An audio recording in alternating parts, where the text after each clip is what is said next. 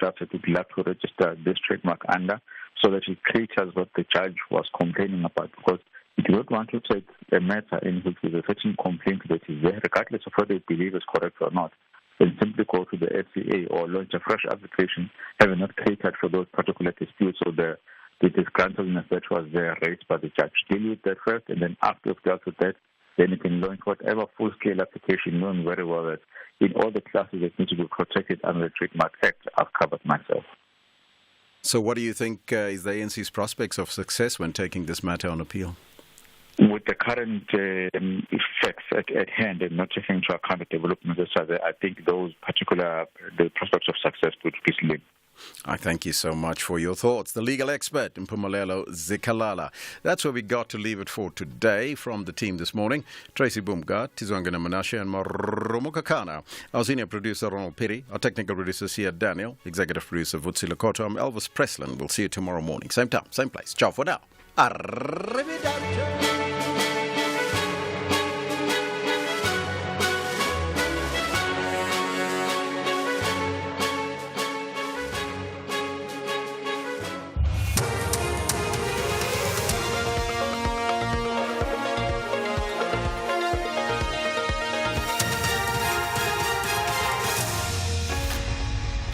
In our top story, Zuma accused of playing victim and Britain approves Rwanda deportation bill. Good morning. The ANC Secretary-General Fikile Mbalula has accused the party's former president Jacob Zuma of playing victim. He says Zuma has expelled himself from the party. He was suspended from the ANC earlier, this after vowing to campaign for the Umkhonto weSizwe party in December last year. However, no formal processes unfolded in relation to Zuma's expulsion. Mbalula addressed the media at the governing party's Lituli House headquarters in Johannesburg after the ANC lost its landmark case against the MK party. Now Mr. Zuma has taken a firm decision to form a party, to become its leader, and to be on the ballot in opposite to the ANC. So which means he has now completely left and defined himself outside. You must expect that the Zuma has been playing these tactics because he wants to say he was expelled when he has expelled himself from the party. So that tactic equally works for him in galvanizing victim syndrome approach of Jacob Zuma. The Limpopo Health MEC Dr. Popi Ramathuba says the bodies of 42 out of the 45 people killed in a bus crash in the province ahead of the Easter weekend have been positively identified through DNA and fingerprints. They were travelling from Botswana to the St. Engana Zion Christian Church in Moria for the Easter pilgrimage. Ramathuba says out of the 72 samples collected, only 3 were not identifiable through DNA. The 3 samples have since been sent to Pretoria for further DNA processing. Ramathuba addressed the media in Mukupane yesterday.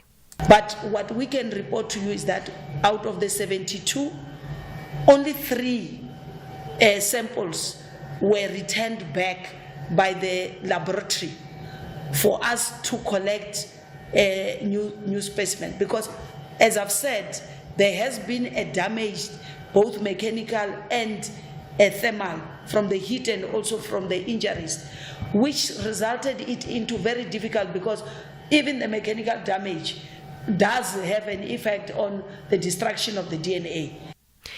Some residents of Giyani in Limpopo are skeptical about getting water supply. This after the Water and Sanitation Minister, Senzo Mchunu, said they would have to wait until the middle of next month to receive water from the delayed multi-billion rand Giyani bulk water project. The project, which started in 2010, has faced several delays due to alleged maladministration and corruption. It was initially budgeted for 90 million rand, but the figure has skyrocketed to over 3 billion rand. The aim of the project is to cater for more than 55 villages. These residents say they have lost hope. We are not sure as to whether this project will come to an end, or the completion of the project will be seen by people who are living now. Maybe those who are coming, which we don't know who are they. But the living ones who are the witness, we see no reason to be sure as to whether this project is going to be completed. The very same minister who came here and promised us that by September 2023, the people of Guyana will be having water, he decided to run away for a very long time until he came back with the president and promised again the date of of March 2024, which it did not happen. If you check, even the president of the country is no longer interested to talk about this plan. Meanwhile, Mkunu says the first phase of the project will include water to 24 villages. They're saying on the 14th, and we're holding them on to that 14th, the contractor, Mopani, but we're in the main, sitting on Mopani, that will, on the 15th in the morning, this thing must have been completed, every other aspect and so on. So that once this treatment plant is functional and optimal in terms of what the volumes that it produces, it is then that we will be able to say with confidence whatever reticulation will take place. And finally, Parliament in Britain has passed a key bill allowing the government to send some asylum seekers to Rwanda. After months of delays and debate, the House of Lords has accepted that the time has come to accept the will of the elected House of Commons. The BBC's Ben Wright reports. The House of Lords had wanted extra sort of assurances put into the bill concerning the safety of Rwanda. They had wanted an independent panel to assess how safe Rwanda was and then for the Home Secretary to make a statement to Parliament asserting that was the case. The government rejected that, and rather than continue the battle with the House of Commons, the peers, the unelected part of Parliament, decided that they had made their objections clear enough, but they weren't going to persuade MPs of their argument. Recapping the top story, the ANC Secretary-General Fikile Mbalula has accused the party's former president Jacob Zuma of playing victim. He says Zuma has expelled himself from the party. For SFM News, I am Anne Musa. A very good morning to you in your SFM Sports headlines. Rugby, the Springboks to tackle their rivals England in a rematch this November tour. And in soccer, Kaizer Chiefs, they face a crucial test. They must unite for their upcoming battles with SuperSport United and Mamelodi Sundowns after internal discord. Don't miss out on the full stories just before 6:30. SAFM, guiding you through the rush hour traffic. Good morning. Traffic headlines looking like this. A broken down bus on the Mabopani Highway. If you're driving in from Shoshanguve to Pretoria, that is already a heavy backlog. The bus is stuck just before the hairpin bend at Theo Martins, and the traffic is already parking back heavily to Brits Road. So R80 at the Pretoria heavy today. Durban, good news. No restrictions on the M4. The southern freeway is clear of any roadworks this morning. On your way out through Kongela. Yesterday we saw a very busy run on the Richmond Road through Marion Hill, and that section of the Mike 1 is already under pressure. If you come from Shallcross, Klaarwater, on your way to Pinetown, there's a big queue that's already formed up. Also, reports of protesting again at Thornville. That's between Richmond and Pietermaritzburg. Saw that last week. The R56 route is the route that is affected there. And Cape Town, more protesting on Baden-Powell this morning, restricting the roadway at the bottom of sort of Mitchell's Plain, Khayelitsha, between Swartklip Road and Eisleben Road. So expect some diversions off Baden-Powell onto alternative routes. I'm Rob Byrne. SAFM Sunrise starts now. SAFM Sunrise.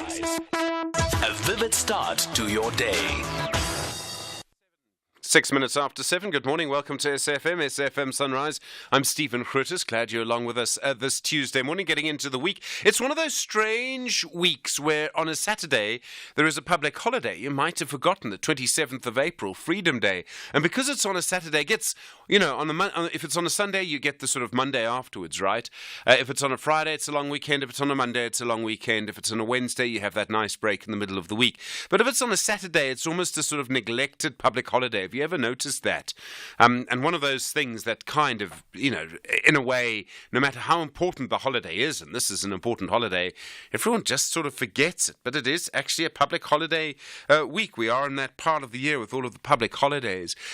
Obviously, the big story that everyone's still talking about to do with the elections is around Mkhonto we Sizwe winning in court again yesterday on the use of the name Mkhonto we Sizwe and the use of the logo. And the ANC had gone to the Durban High Court and said, look, these are our names, this is our logo, you shouldn't be able to use them. What the court basically said is that there's a significant enough difference that you can actually distinguish between the two, and particularly when it comes to the logo, you find that there really are big differences between them. I'm just going to clear my throat for a minute. Big stories of the day. #SAFM Sunrise. Thank you, Zelma, for being so quick on the buttons this morning. So the logo of MK is on a different background to the logo that the ANC used to use, and MK is green. And that seems to be a big part of all of this. And the other, I think, is around the registration. I'm not going to go into trademark law. The ANC says they're going to appeal. Fikile Mbalula, the Secretary-General, he made interesting comments yesterday, very angry around former President Jacob Zuma, of course, and he said yesterday that Zuma had actually tried to sabotage or weaken the ANC in a previous election. I wasn't sure if he was talking about 2019 or the local elections in 2021. Also saying that Zuma's not a member. You heard him in the bulletin saying that he's trying to play a victim, and that's why they don't want to sort of just expel him. In a way, one of the questions of this election, I think, is the ANC's, it seems, inability to sort of handle this situation. We'll speak to a political analyst, Dr. Rolf Mutecher, a little later around that. I think it might be an interesting conversation around that, just to sort of see what's happening. And there are other things in the ANC. You've heard former President Jacob Zuma. There was that, President Cyril Ramaphosa. There was that Sunday Times story where he was sort of chiding or sort of saying to NEC members, you're not doing enough. But strange things happen. I was expecting there was a sort of statement that the Western Cape Premier candidate of the ANC would be announced today. Now that seems to have been postponed, and I haven't seen, and they don't always have premier candidates, the ANC. Other parties do. They don't necessarily.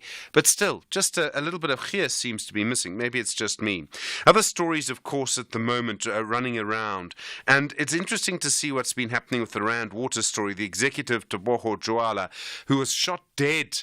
And I remember sort of hearing it for the first time, assassinated while at a school event in January. It was clearly an assassination. And everyone said at the time, this is about tenders.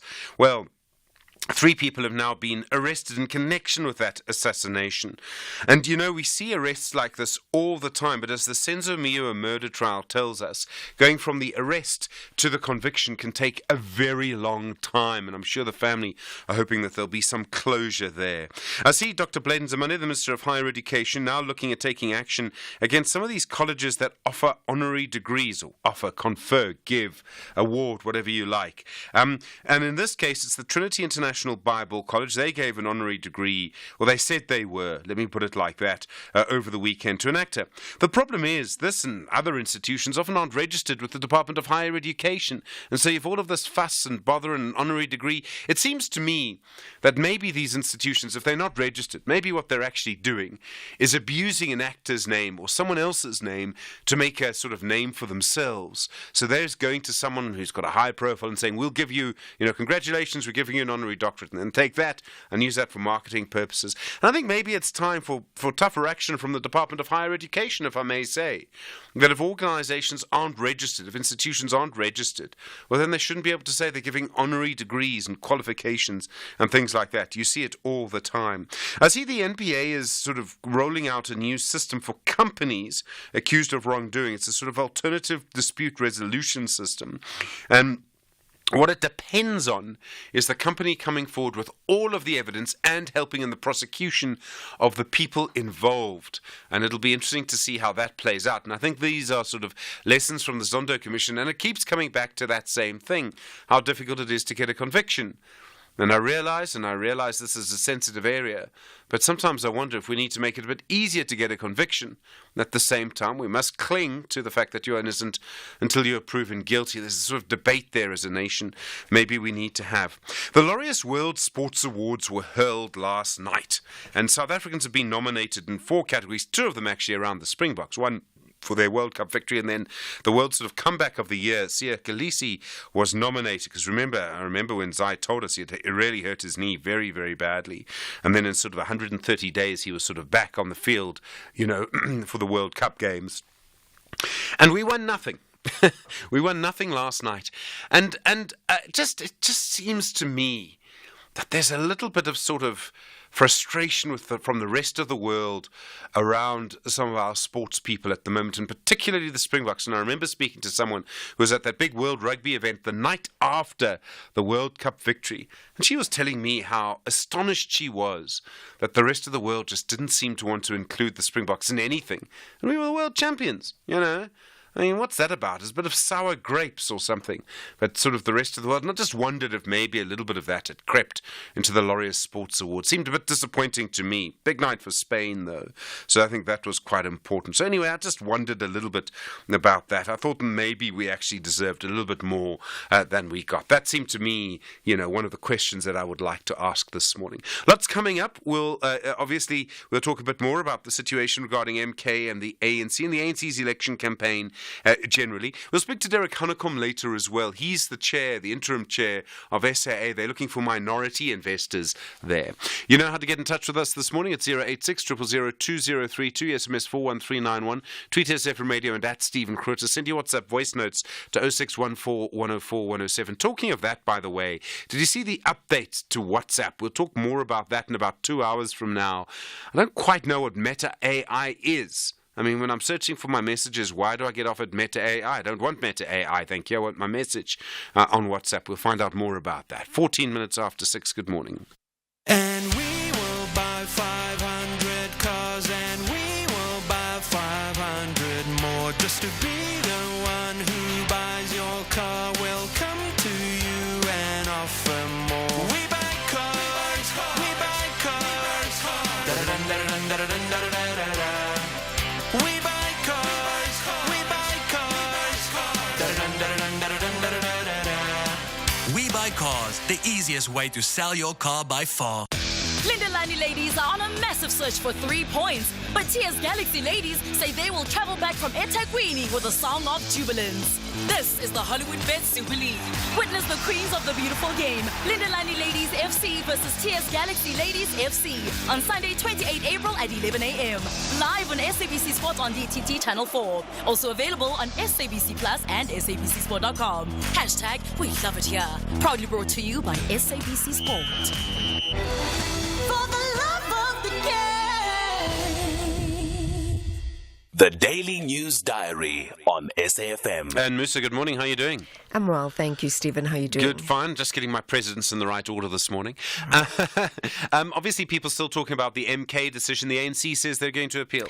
Yes, definitely. So we will be looking at reaction from the MK party. That's following the announcement by the ANC that it will appeal the Durban High Court's decision to dismiss its trademark case against the MK party. Also remarks by the ANC Secretary General, Fikile Mbalula, who accused the judge in the trademark case of basically focusing on politics rather than facts pertaining to the ownership of Mkhonto weSizwe. Everyone's very angry with judges at the moment. It's MK one week, the ANC the next. Very interesting. The Electricity Minister, Josiyenso Ramogopa, dismissing reports of load shedding being used as an electioneering tool, and the minister will be visiting Matimba and Mudupi power stations in Lipalale, where authorities there have expressed concerns on the Matimba power station, which is apparently not supplying electricity at the required rate. In court, rapper and TV personality Mulemo Jubjub Marouane, he's expected to appear in the Johannesburg Central Magistrates Court, and he's accused of assault, attempted murder and rape in cases involving 4 complainants, and that's spanning from around 2006 to 2010. We have the Senzo Mihiwa murder trial that's continuing this morning, with the investigating officer, Sergeant Batu Muhola, expected back on the stand. And yesterday, the Defence Counsel, Tulani Mgomezulu, accused the investigating team of basically cooking up the case, alleging that they are covering up the real perpetrator, and he alleged that Longwe Twala is the one that murdered Senzo Mihiwa. In Cape Town, there's a briefing by the Transport Minister, Sindisiwe Chikunga, on the rebuilding of the passenger rail agency, PRASA, and PRASA seemingly having made significant strides in rebuilding the passenger rail infrastructure. And to mark these milestones, the minister will be accompanied by the PRASA Board of Control and Management, and they will be taking a train ride on the Southern Line in the Western Cape. They're very brave. I mean, most of those have worked, but 1 or 2 have been a little embarrassing over the years. Yeah, and they're also launching what's called Train Set 200 at the Cape Town station. And just lastly, also keeping an eyes at the situation unfolding at the Knysna local municipality, which actually has until today to turn around its service delivery challenges of face being placed under administration. And Musa, thank you very much indeed. We'll be listening on the radio 18 minutes after 6. Stephen Grootes on SAFM. Your weather around the country this morning: Tshwane fine 12 and 30, Johannesburg fine 11 and 28, Vereeniging fine 8 and 29, Bombela fine 16 and 31, Polokwane fine 14 and 31, Mahakeng fine 13 and 31, Vryburg fine 12 and 32, Mangaung fine 8 and 29, Kimberley fine 12 and 30, Uppington fine 18 and 32. Cape Town cloudy in the morning and evening, fog patches, otherwise partly cloudy, a light and variable wind 12 and 21. George cloudy with fog in the morning, otherwise partly cloudy, a light and variable wind 13 and 20. Gqeberha cloudy, becoming partly cloudy, a light and variable wind 10 and 22. East London cloudy, becoming partly cloudy, a moderate southwesterly wind 16 and 24. eThekwini cloudy, isolated showers and rain, a moderate southerly wind 20 and 26. Richards Bay cloudy, isolated showers and rain, a moderate to fresh southerly wind 21 and 26. And Pietermaritzburg cloudy, isolated showers and rain 16 and 23. The University Registrar and Secretary to Convocation, Dr. Joel Baloy, cordially invites all members of the University of Venda Convocation to attend the AGM on Saturday, 11 May 2024 in Polokwane, Merupa Hotel at 10:30. The AGM will consider the Vice-Chancellor State of Campus report, the President of Convocation report, and amendments to the Constitution of the Convocation. To RSVP and confirm attendance, please visit www.univen.ac.za/announcements or contact Mr. Mashuda Ramarebo on 060-906-1902. Worldview Update, bringing you closer to international or global news. 19 minutes after 6, good morning. In Gaza, a mass grave containing the bodies of around 300 people has been found at a hospital in the city of Khan Yunis. Many of the people seem to have had their hands and feet bound. It's not clear why they were buried there or at the moment who they are. The Israeli Defense Force has also not responded to requests for comment about the bodies. Meanwhile, a review of the United Nations Relief and Works Agency for Palestine refugees in the Near East has found that the agency can be made more neutral. It found no evidence to support Israel's claims that a significant number of the agency's workers belong to what Israel calls terrorist organizations. At the same time, the head of military intelligence in Israel, Major General Aharon Khalifa, has resigned, saying he must take responsibility for not stopping the Hamas attacks on Israel in October last year. Professor Chris Landsberg is a professor in international relations and SARCHI Initiative Chair at the University of Johannesburg. Professor Landsberg, good morning. Thanks for your time. Thanks, Steve, for having me again. There are many different moving parts to this conflict. Firstly, the discovery of a mass grave, and it really shows, again, the human impact of what's happening in Palestine and in Gaza. And from what we can see, there's no will at this stage on the part of Israel to stop its offensive or even to help people understand what happened with this mass grave.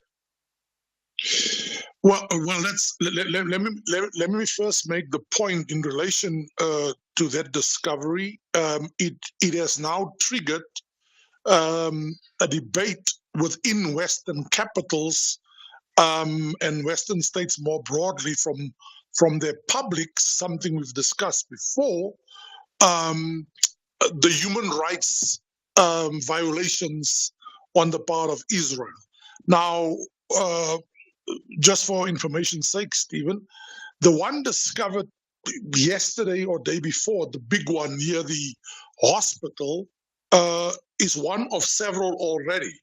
Now, I wish to suggest to you something I've alluded to before, that under the rubble, thousands of bodies of Palestinians are going to be found, and the ethical, moral aspects of this war and the outrage there too will just become louder.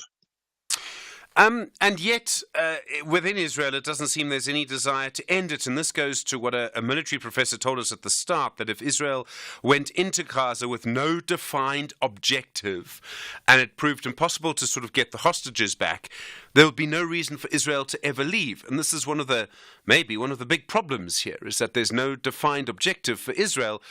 I mean, apart, it seems, from leading to the deaths of more Palestinians. Well, I mean, I'm not even sure if I want to use the expression to be fair. The goal they've set to themselves seems to be a mission impossible goal, namely to completely destroy Hamas. So the argument put forward for launching a major offensive on Rafah, and the Americans certainly don't seem to have appetite for that, because their complicity just becomes greater and greater. Yet I remain surprised that over 100 shipments of weapons have been sent by America. So it seems to fuel the conflict on the one end with weapons, but the rhetoric says go slow. So that was the goal. But can you really, Stephen, completely destroy what is more than a military organization, which is a people's movement and a people who's struggling for their liberation and freedom for 75 years? It seems to me that it's such a counterproductive goal they've set for themselves that in the end we may actually see more Hamas sympathizers and future Hamas operatives being born after this war and the so-called day after. The resignation in Israel of Major General Haliva, the person in charge of military intelligence, he says he's taking responsibility for not stopping the Hamas attacks on Israel. And this may be important because he's the first sort of person in Israel holding a public position to resign as a result of that. And obviously this, and everyone has pointed to this was a massive failure on the part of the Israeli military.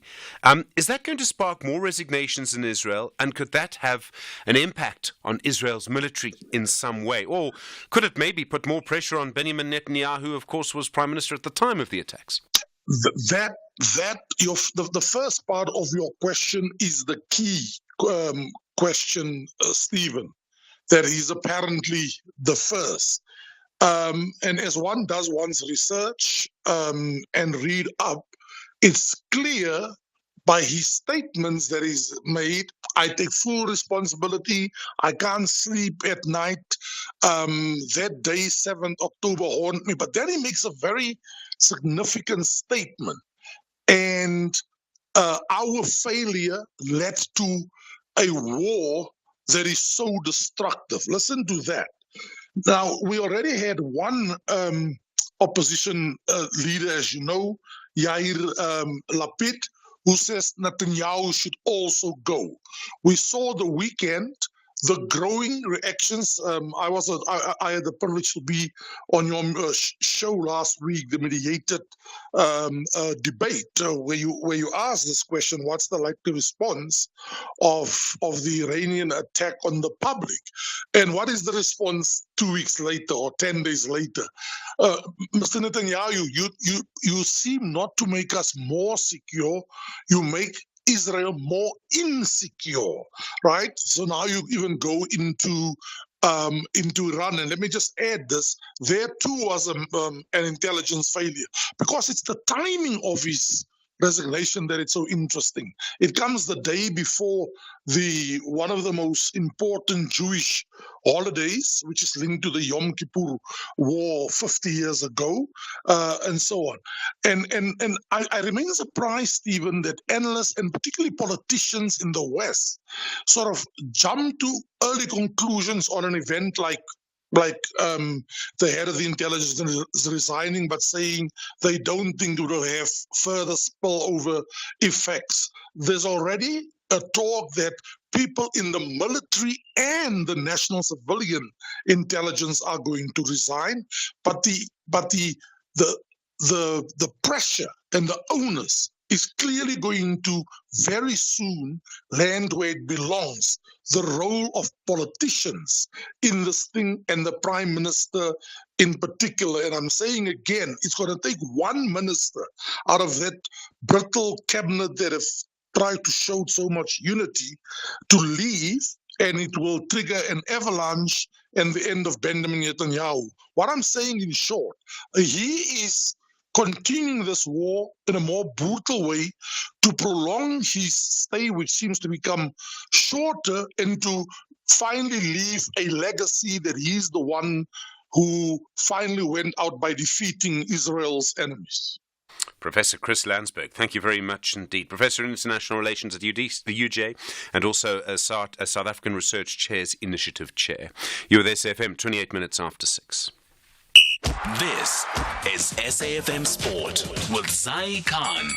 Zai, good morning. Good morning. Time to get the calendar out for the end of the year in the Springboks. Yes, get the calendar, get the bride ready. The Boks are gearing up for a sizzling match against their old rivals, England.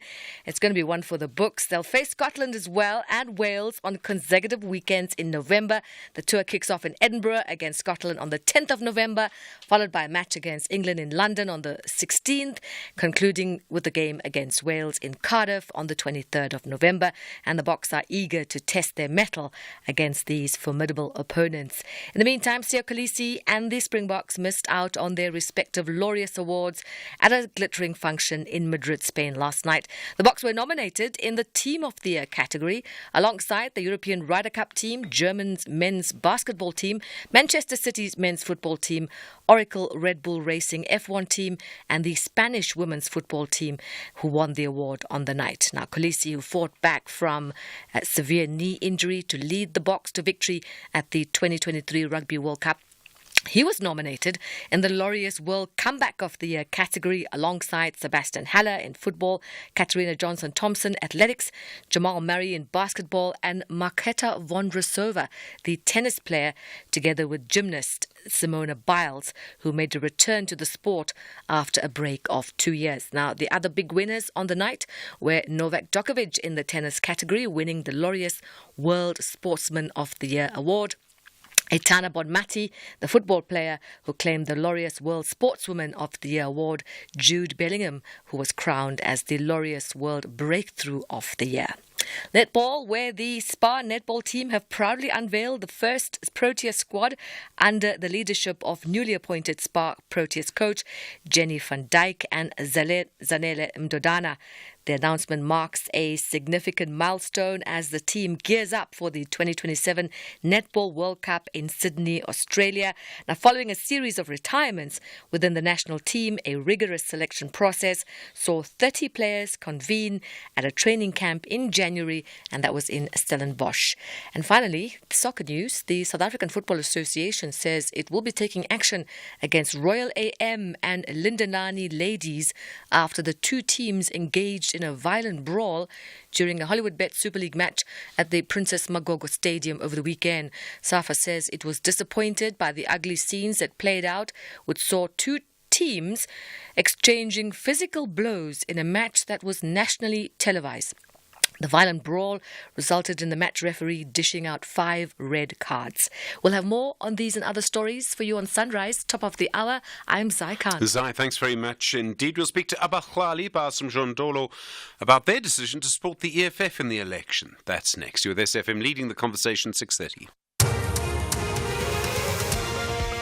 Good morning. In the headlines, the Mkhonto weSizwe Party will continue to use its name and logo after the High Court in Durban ruled in its favour. In the case that the ANC had brought, the MK Party says it's unfazed about the ANC's decision to seek leave to appeal the judgment, in which the court dismissed the trademark case with costs yesterday. The ANC Secretary-General, Fikile Mbalula, has accused the party's former president, Jacob Zuma, of playing victim. He says Zuma has expelled himself from the party. And the UN Security Council has been told the situation in Haiti is catastrophic and was getting worse every day. The Prime Minister stepped down last month after armed gangs prevented him from returning to Haiti. I'll have details on these and other stories at 7. SAFM, guiding you through the rush hour traffic. Good morning. Stationary bus on the Mopani Highway at Theo Martins, just down before you get to the hairpin bend, and that bus is causing a big backlog that now extends right back beyond the Brits exit. If you're coming in from Shoshanguve, it's a heavy run through. There's also what appears to be a power outage coming in from the other side of Northern Pretoria. Steve Biko onto Johan Haynes, so Vanderboom down through Gazina. It's stop-start all the way through already this morning, and various traffic lights out of action. Could well be a power supply problem in that that area. The R21 towards the airport already starting to queue into the roadworks at Clayville. Talking of roadworks, if you drive northern parts of Durban on the N4 between Lamercy and Westbrook Circle, there's some traffic disruption there, already noticeable this morning. Roadworks at Tonga Beach area. They've been there a little while, but just worth noting that at peak times it does get heavy, stays heavy across the day, but at peak times gets very bad, and it already is. The N2 southbound coming through from Kumashu Highway, a crash at Queen Nandi Drive causing quite a noticeable backlog, and hot on the heels of yesterday's big snarl-ups on the Mike 1 Richmond Road through Marion Hill. We're looking at some very heavy traffic again. If you come from Cloudlight to Shallcross, Chatsworth, on your way through to Pinetown, give yourself plenty of time to get through, or look at some alternative routings as an option to avoid it. Cape Town, just an update on Baden-Powell Drive. The closure now extending at the bottom of Khayelitsha from Meway through Swartklip Road and down towards Eisleben Road. So full closure of Baden-Powell because once again protest action in that area. That'll have you diverting to alternative routes. And Marine Drive looking heavy this morning, but a different sort of heaviness this morning. We're queuing up passing the Milnerton High School as you make your way down to Loxton Road and the Woodbridge Island area.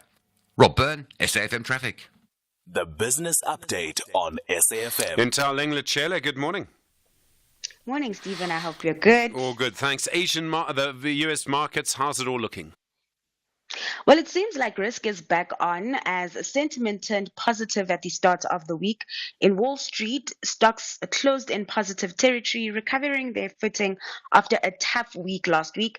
Now, this comes as tech shares rebounded and tensions in the Middle East dimmed. Traders on that end are also looking ahead to the release of earnings from the Magnificent Seven, including Facebook's parent company Meta Platforms and Alphabet. Now, the same kind of sentiment has filtered through to the JSE, with the all share jumping 0.25%, being boosted by the Industrial 25, which was up over 2% on the back of share gains from Naspers and Prosus. Over in Asia, stocks are trading mostly in the green following its global peers as those geopolitical fears subsided. Moving over to the currency markets, the dollar remains king, weighing on the local unit, with the rand trading above that 19 rand mark, sitting at 19.18 to the greenback. And then South African users of Starlink are going to be disconnected at the end of April. So Starlink is a global internet services company owned by Elon Musk's SpaceX. Now, late last year, it seemed like Starlink was making way to launch in South Africa, but those plans didn't work. Despite this, there are over 12,000 people in South Africa using these services, which have now been regarded as illegal. So this comes after Starlink was unable to obtain a license from the Independent Communications Authority of South Africa. One of ICASA's rules says that applicants must have 30% ownership from historically disadvantaged groups to be considered for a license. And when Starlink did not comply with this, a license was never awarded to the company. But South Africans found another way to kind of restore Starlink services, including purchasing roaming packages from countries where Starlink is licensed. This includes Eswatini and Mozambique. The regulator once again slammed these operations, and so Starlink has given in, telling its over 12,000 customers in an email that its services will be cut off by the end of the month. And then Seacom, they usually do internet cables through the sea. They're actually pushing out a satellite service. Yeah, so as you mentioned, Seacom, a submarine cable operator, has launched a low Earth orbit satellite service aimed at businesses. Now let's just start off there by unpacking what low Earth orbit satellites are. So this is a piece of electric equipment that circles around the Earth at lower altitudes than your traditional satellites. So they're basically closer to the ground, and there are many of them compared to the traditional satellites. This means that connectivity would be much faster and reach would be wider. Now the launch comes in the wake of an internet outage. I'm sure you remember that sometime in March, 4 undersea cables were damaged, affecting internet connection in southern, eastern, and western African countries. Now, though these low-orbiting satellites are a feasible alternative for when incidents like this occur as well. So all in all, this move puts Seacom in a great position to diversify away from its cable business and be front and center when it comes to that growing demand for internet connectivity and its infrastructure in the continent. Intaling Lachela, thanks very much. Back in an hour, more business news through the day here on SAFM. Africa Update on SAFM Sunrise, a continental overview of current African affairs. Russ Advocate Sipho Mantula, good morning. Over Fresh Morning and Jumbo Africa to the listeners. That security summit in Nigeria, people there calling for a revamp of institutions fighting violent extremism. Stephen, very important meeting where we saw Musa Faki being present in that meeting, the host, President Bola Tinubu, as well as the Amina, the United Nations Deputy Secretary General, raising the challenges in the Sahel region, Somalia, Mozambique, as one of the areas that violent extremism on the continent, it is on the rise. There is a need to have what they call setting up of an African standby military force. I think it has been there all along, Stephen. If you think of the AU architect on peace and security, that the standby AU military force has been tried and tested in the Horn of Africa, in the Sahel. But this meeting also coming again, raising the numbers of how many people have died in the Sahel region. And then the British Prime Minister Rishi Sunak, he's promised to start sending asylum seekers to Rwanda in the next 3 months. I mean, this is such a bizarre thing to do. You know, Stephen, they went through the parliament, but remember there are elections also that Rishi Sunak is looking at boosting his electorates on this issue of dealing with African migrants, European migrants, Asian migrants, for Britain to look at this law, Stephen. It has taken years, almost 2 years. But when you look that to say within 10 to 12 weeks now, they will be moving with this, that they have trained 500 staff members who will now deal with the immigration of this asylum seekers in Britain to Rwanda. Remember that Paul Kagame was in Britain last week, so it appears that they were able to put pressure to the parliament, because last night it was what they said, there were no ifs or no buts, but for them to focus on the flights going to Rwanda. As you said, Stephen, the track record of Rwanda on human rights has been questioned in terms of the risk of these asylum seekers. Hence, the parliamentarians wanted the safeguards of those migrants when they go to Kigali. And then people in Kenya being warned to avoid flooded highways, and particularly the road leading to Mombasa. Stephen, it has been said that since mid-March, even the beginning of April, Kenya has been going through a lot in terms of the mudslides and the floods that the United Nations have said it has affected 100,000 individuals in Nairobi and in the surrounding area. It appears that the river of Nairobi has busted, Stephen, that almost 40,000 people, they don't have their homes. Now, if you look at their provinces, what they call counties, out of 47, only 21 are affected by these floods and the mudslides. Now, Kenya is taking all those precautions as they're even in the peak of rain this week. And then Burundi also battling. They've had lots of flooding there. Stephen, again, when you look at the Great Lakes going to Burundi, Bujumbura, also the government concern and asking for more money, Stephen, from their development partners. Minister Martin Nitseretse saying that it has affected almost 200,000 people who have lost their homes. Also, again, the busting of Lake Tanganyika in Burundi, causing all these challenges. Also, within the capital city, even Port of Bujumbura, it is affected as the economic hub of Burundi. Now, it has caused even business to be slow, and at the same time, how to deal with those who are affected by this. But it also goes to poor land use planning, Stephen, that in many of these floods that we have been mentioning this morning, it's a poor land use planning in terms of government, how to use proper planning in terms of the high risk areas, and at the same time, how to also have what we call water catchment, how to take water also, Stephen, like Ethiopia and Sudan and Egypt, they are doing in terms of building of the Great Renaissance Dam. And then in our archives, you're taking us back to the 23rd of April, 1995.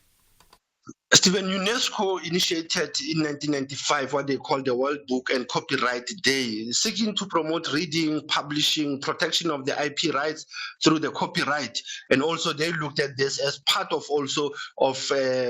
mentoring young writers, Stephen, publishers also who can publish, but also look at this contentious issue that we've been talking about this morning of the IP of the MK and the ANC. Asante Sana SG, as well leading the conversation, SAFM, observing the Freedom Month. Russ Advocate Sipho Mantula, thank you very much indeed. Back tomorrow, more news from our continent through the day. Call us on 086 000 2032. All right, good to hear from you this morning. Important conversations. MK and the ANC, of course, one of the big conversations. Situations around sort of institutions that claim to be institutions of higher learning but aren't properly registered and giving honorary doctorates. That's a big issue, I think, this morning. This electricity problem that we're seeing in Joburg, that seems to be affecting several hospitals. Maybe you've been there and you can tell us what's been happening. 086 000 2032. Freedom Month on SAFM. The month in which we had our first democratic election 30 years ago. This Freedom Month, as we reflect on the progress made thus far, we continue to commemorate the selfless sacrifices made for our democracy and freedom. SAFM, leading the conversation.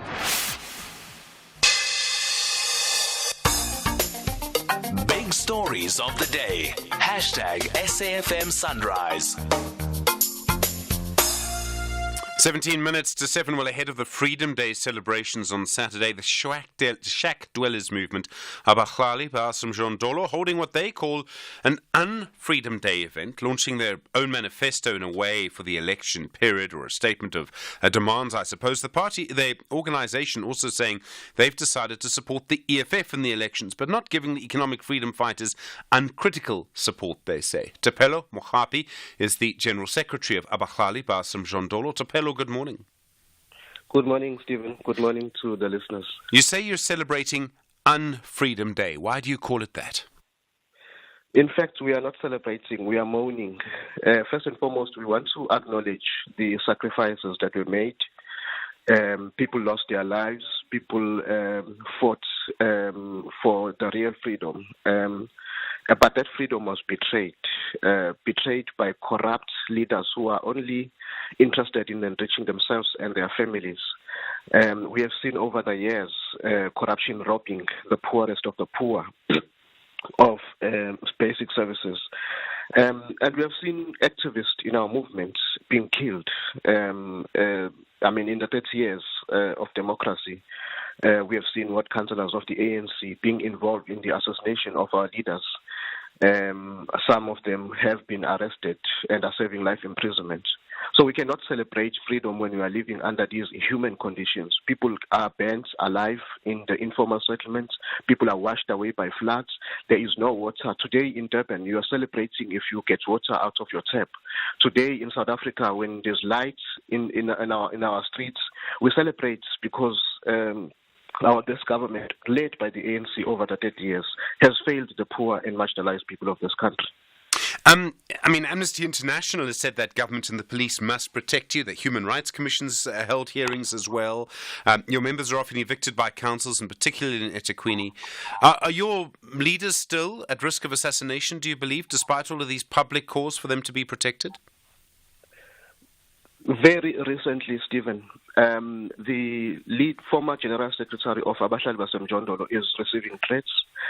We had to put her underground.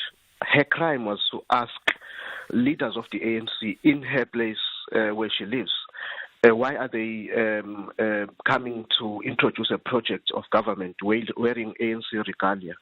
And after that, there were, threats that if she thinks that the movement like Abahlali Basimjondolo can protect her, she must continue to have the big mouth in speaking for against these campaigning by the ANC using projects that are meant for government. So the threats are still there. We have a government that is arrogant, particularly in KwaZulu-Natal. I must say, in this province, political killings are openly done. People don't care. They threaten you in the day. They threaten you at night. They send messages. So she has been receiving messages, threatening messages, and we had to remove her and put her underground as a result of that. You say you've decided to support the economic freedom fighters. You're very careful to say it's not uncritical support.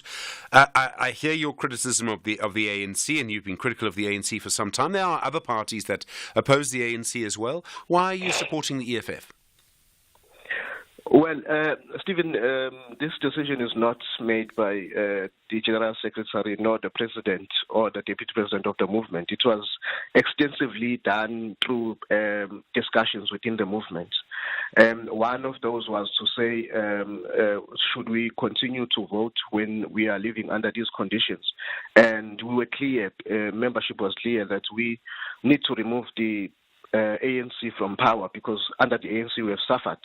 Hence the decision to have the decision, we came up to the leadership, the membership of the movement came to the decision that we should support or lend our vote, it must be clear, to the economic freedom fighters.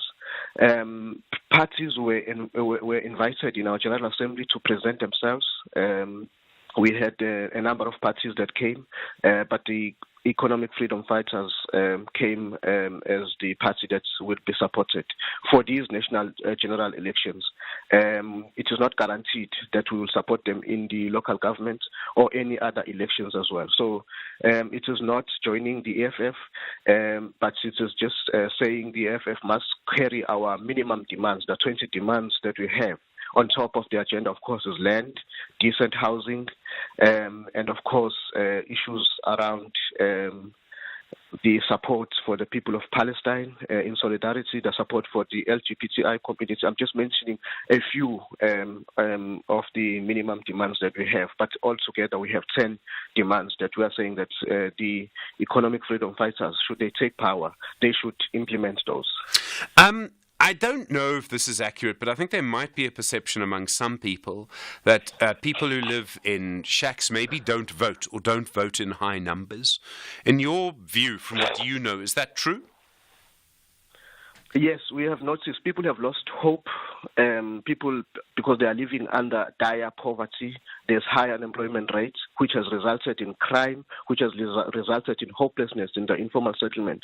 Not only informal settlement, in farm dwellers as well, and everywhere else.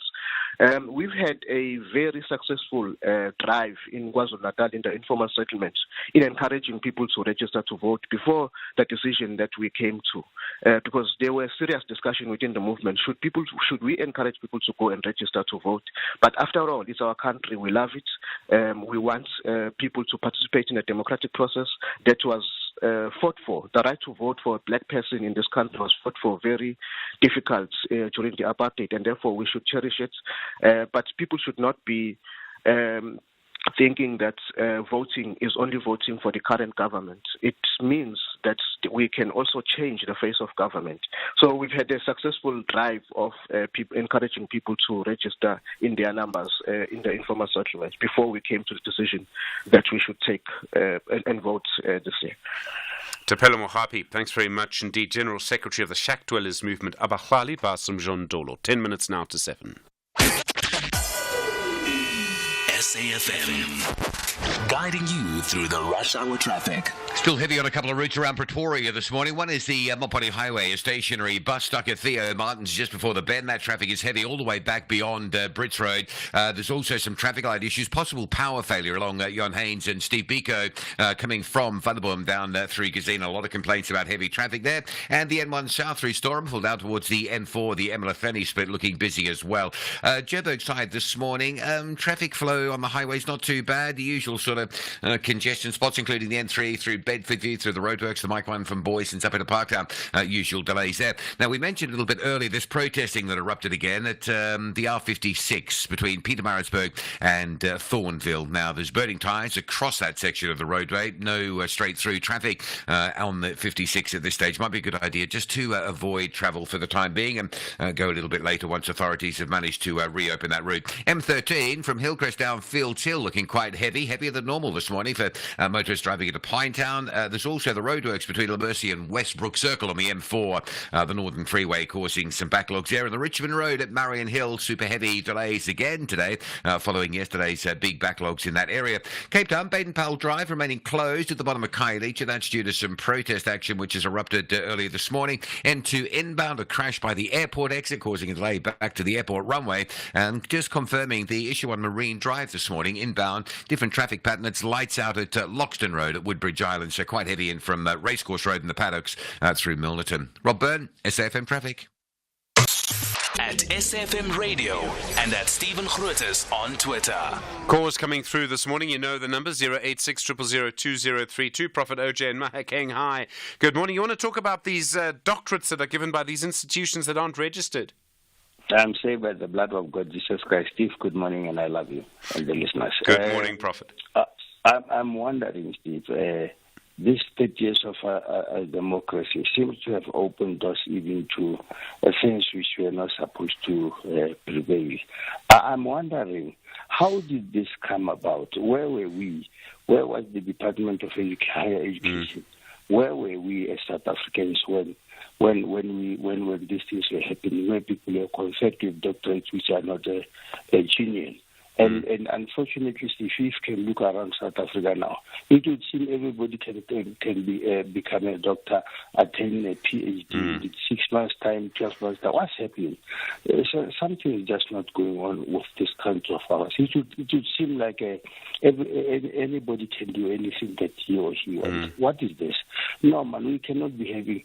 When I grew up, when I was at my primary level, we were told that to get to PhD, you work hard and take years for a person to reach there. But why is it now in South Africa that everybody can become a doctor overnight? Something's not right. It's very interesting, Prophet OJ, and I mean, there's sort of been a qualification deflation, if I can call it that. But I do think, as I said earlier, I think this is something the higher education should maybe be looking at. Thank you very much indeed. Do appreciate it. You're with SFM, 7 minutes now to 7. Agenda setting conversations of the day. Well, the country's biggest trade union, NUMSA, now starting wage negotiations with the steel sector. The union's asking for increases of 7% in the first year and 6% in the second and third years. Phakamile Hlubi Majola is the spokesperson for NUMSA. Phakamile, good morning. Good morning, Stephen, and good morning to your listeners. Thank you so much for having me on the show. Just to be clear, it's a 3-year deal. Is that the period you're looking at? It's a 3-year agreement you and the steel sector are hoping for here? Yes, we are hoping for a 3-year agreement. What we did when we met in our first round of negotiations on the 11th of April is that we are saying that we are demanding a 7% increase for the first year and then 6% increase for the second and third year.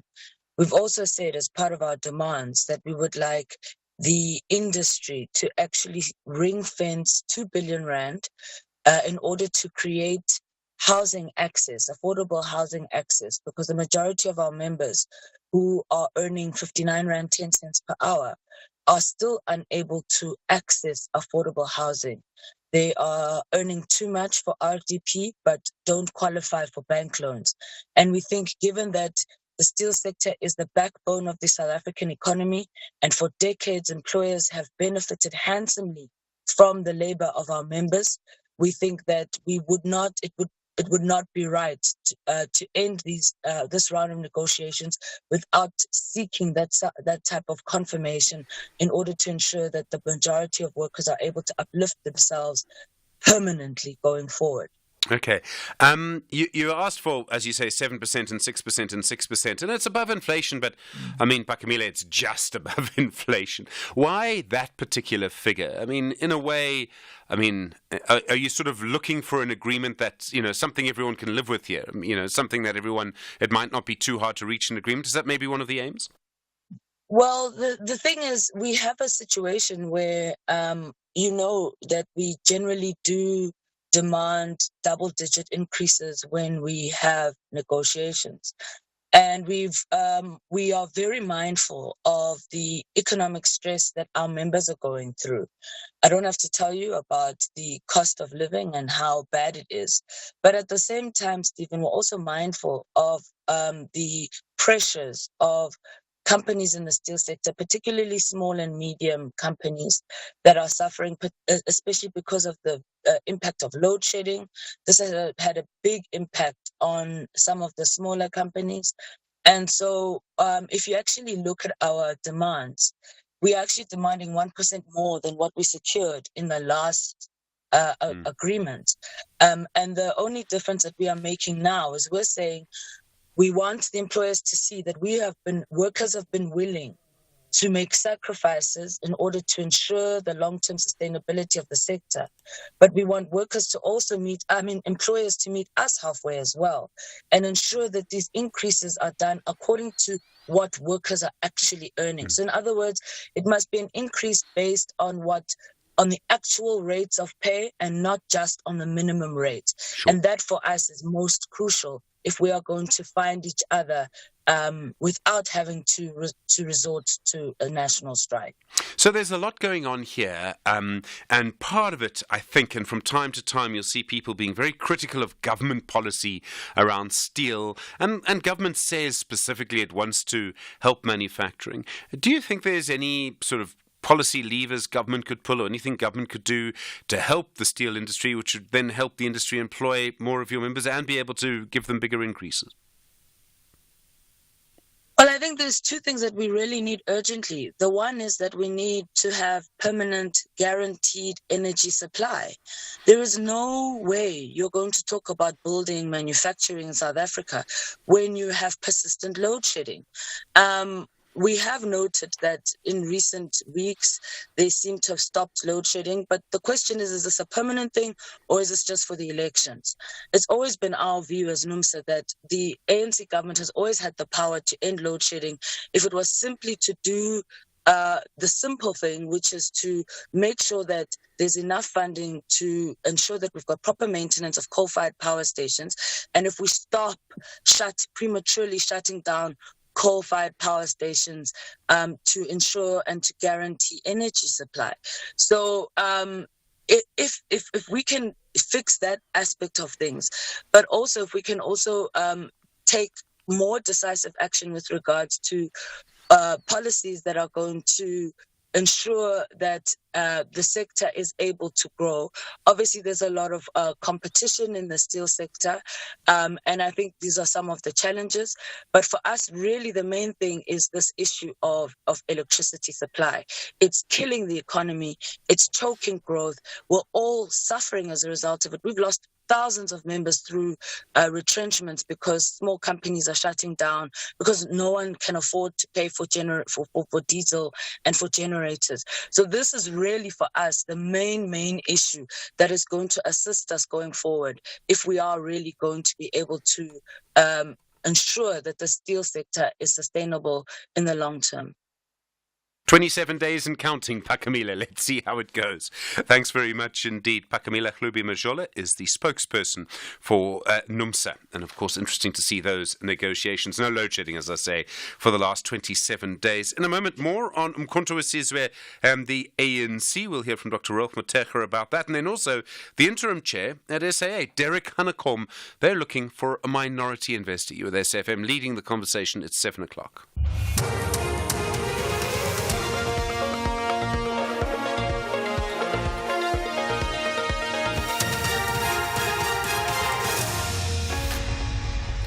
In our top stories, MK party not fazed by ANC's decision to appeal court judgment, and Giyani residents doubt they will receive water supply.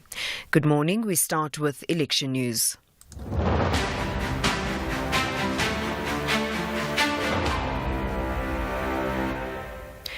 The Umkhonto we Sizwe party will continue to use its name and logo after the High Court in Durban ruled in its favour in the case the ANC had brought. The MK party says it's unfazed about the ANC's decision to seek leave to appeal the judgment, in which the court dismissed the trademark case with costs yesterday. The ANC has accused the MK party of violating the Trademarks Act by using a name and logo similar to that of the governing party's disbanded Umkhonto we Sizwe military wing. The MK party spokesperson Mhlamulo Ndlela reacted to the ANC Secretary General Fikile Mbalula's media briefing in Johannesburg yesterday.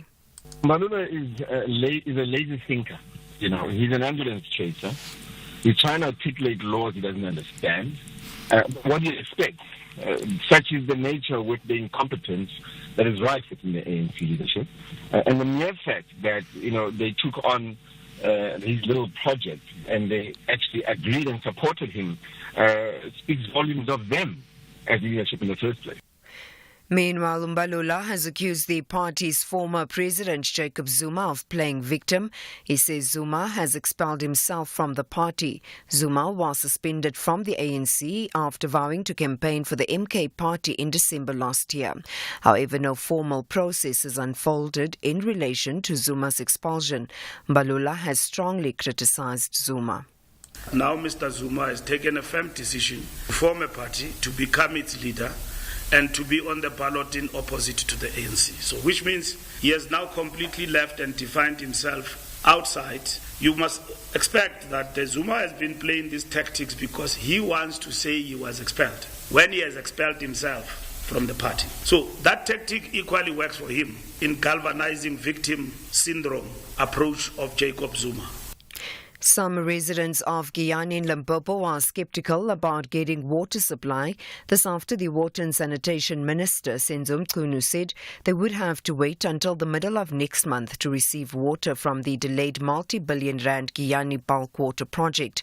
The project, which started in 2010, has faced several delays due to alleged maladministration and corruption.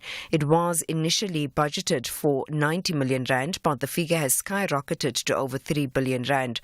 The aim of the project is to cater for more than 55 villages. These residents say they have lost hope. We are not sure as to whether this project will come to an end or the completion of the project will be seen by people who are living now. Maybe those who are coming, which we don't know who are they. But the living ones who are the witness, we see no reason to be sure as to whether this project is going to be completed. The very same minister who came here and promised us that by September 2023, the people of Guyana will be having water, he decided to run away for a very long time until he came back with the president and promised again the date of March 2024, which it did not happen. If you check, even the president of the country is no longer interested to talk about this plan. Officials from the Northwest Education Department will soon meet with the learners of Tosca Primary School near Khanyisa after a fire gutted the school. A group of community members closed down the entire school after the Labour Department closed a block of 3 classrooms, allegedly due to their poor condition. It's alleged on the day of the incident, a group of people entered the school premises and burnt down 7 classrooms. The department says learners have lost 5 days of lessons. Mobile classrooms will be delivered to the school. The department spokesperson Mpata Mulokwane.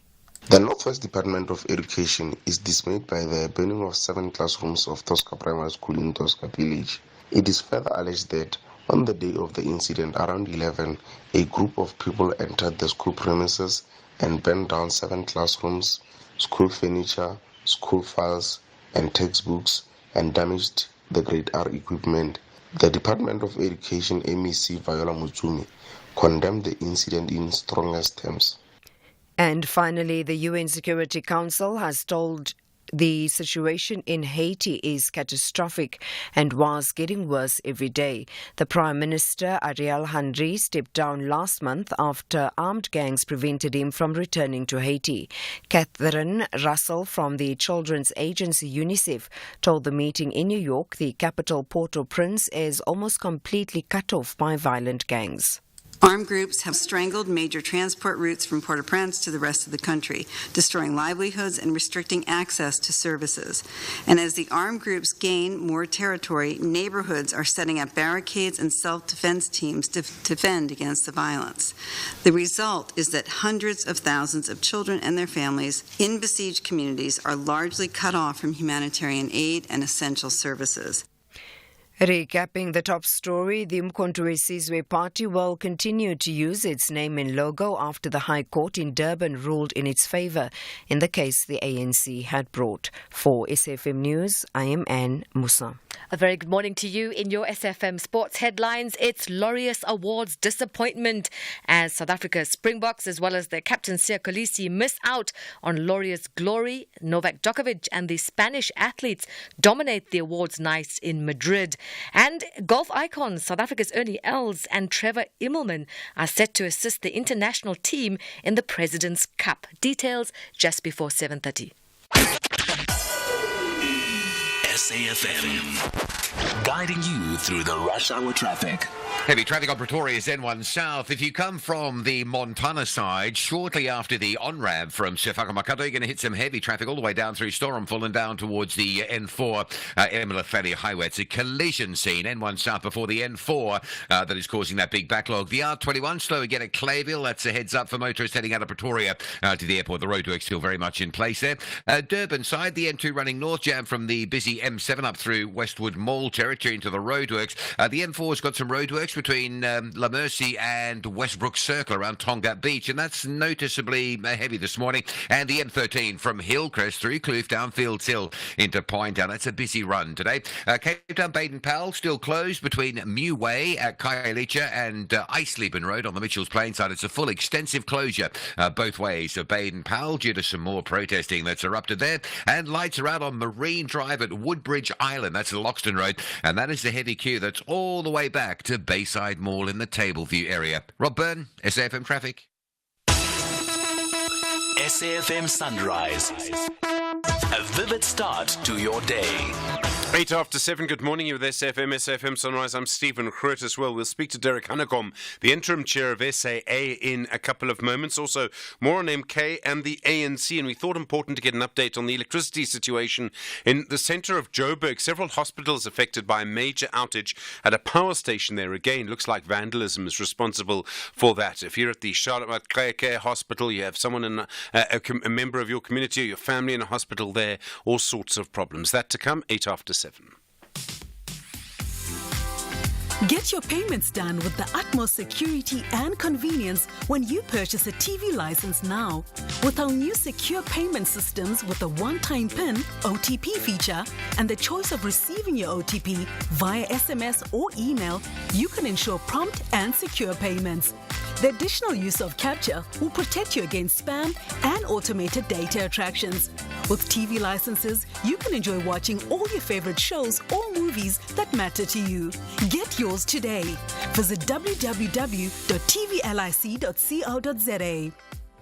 For years, Outsurance has been saying they'll save you money on your car insurance, or you can ask for 500 Rand or 1,500 Rand cash if they don't. Here's Fundi, 46 from Brackenfell. I was not happy with what I was paying. I heard about the 500 Rand from Outsurance, but they give me lesser amount for my car. I'm paying 523 Rand on my 2013 Hyundai iX35. So here's how it works. SMS out to 30754. We'll give you a no-obligation car insurance quote. If the quote is less than you're currently paying, you'll end up saving money on your car insurance every month. And if it's more than you're currently paying, you can ask for 500 Rand. And if you've been with the same insurer and claim free for 3 years or more, tell us you want 1,500 Rand. Give Outsurance a call. It's a win-win. You can't lose. SMS out to 30754 now. That's out to 30754. Outsurance is a licensed insurer and FSP. T's, C's, and limits apply. Premiums are risk profile dependent and reviewed annually. Client comments do not constitute financial advice. Keeping up with your TV license balance inquiries is now simpler than ever. No more waiting in queues. No more phone calls. Just SMS your ID or TV license account number to 44210 and secure your legal viewing fast and simple. Standard SMS rates will be charged. Terms and conditions apply. TV licenses. Pay yours. Make a difference.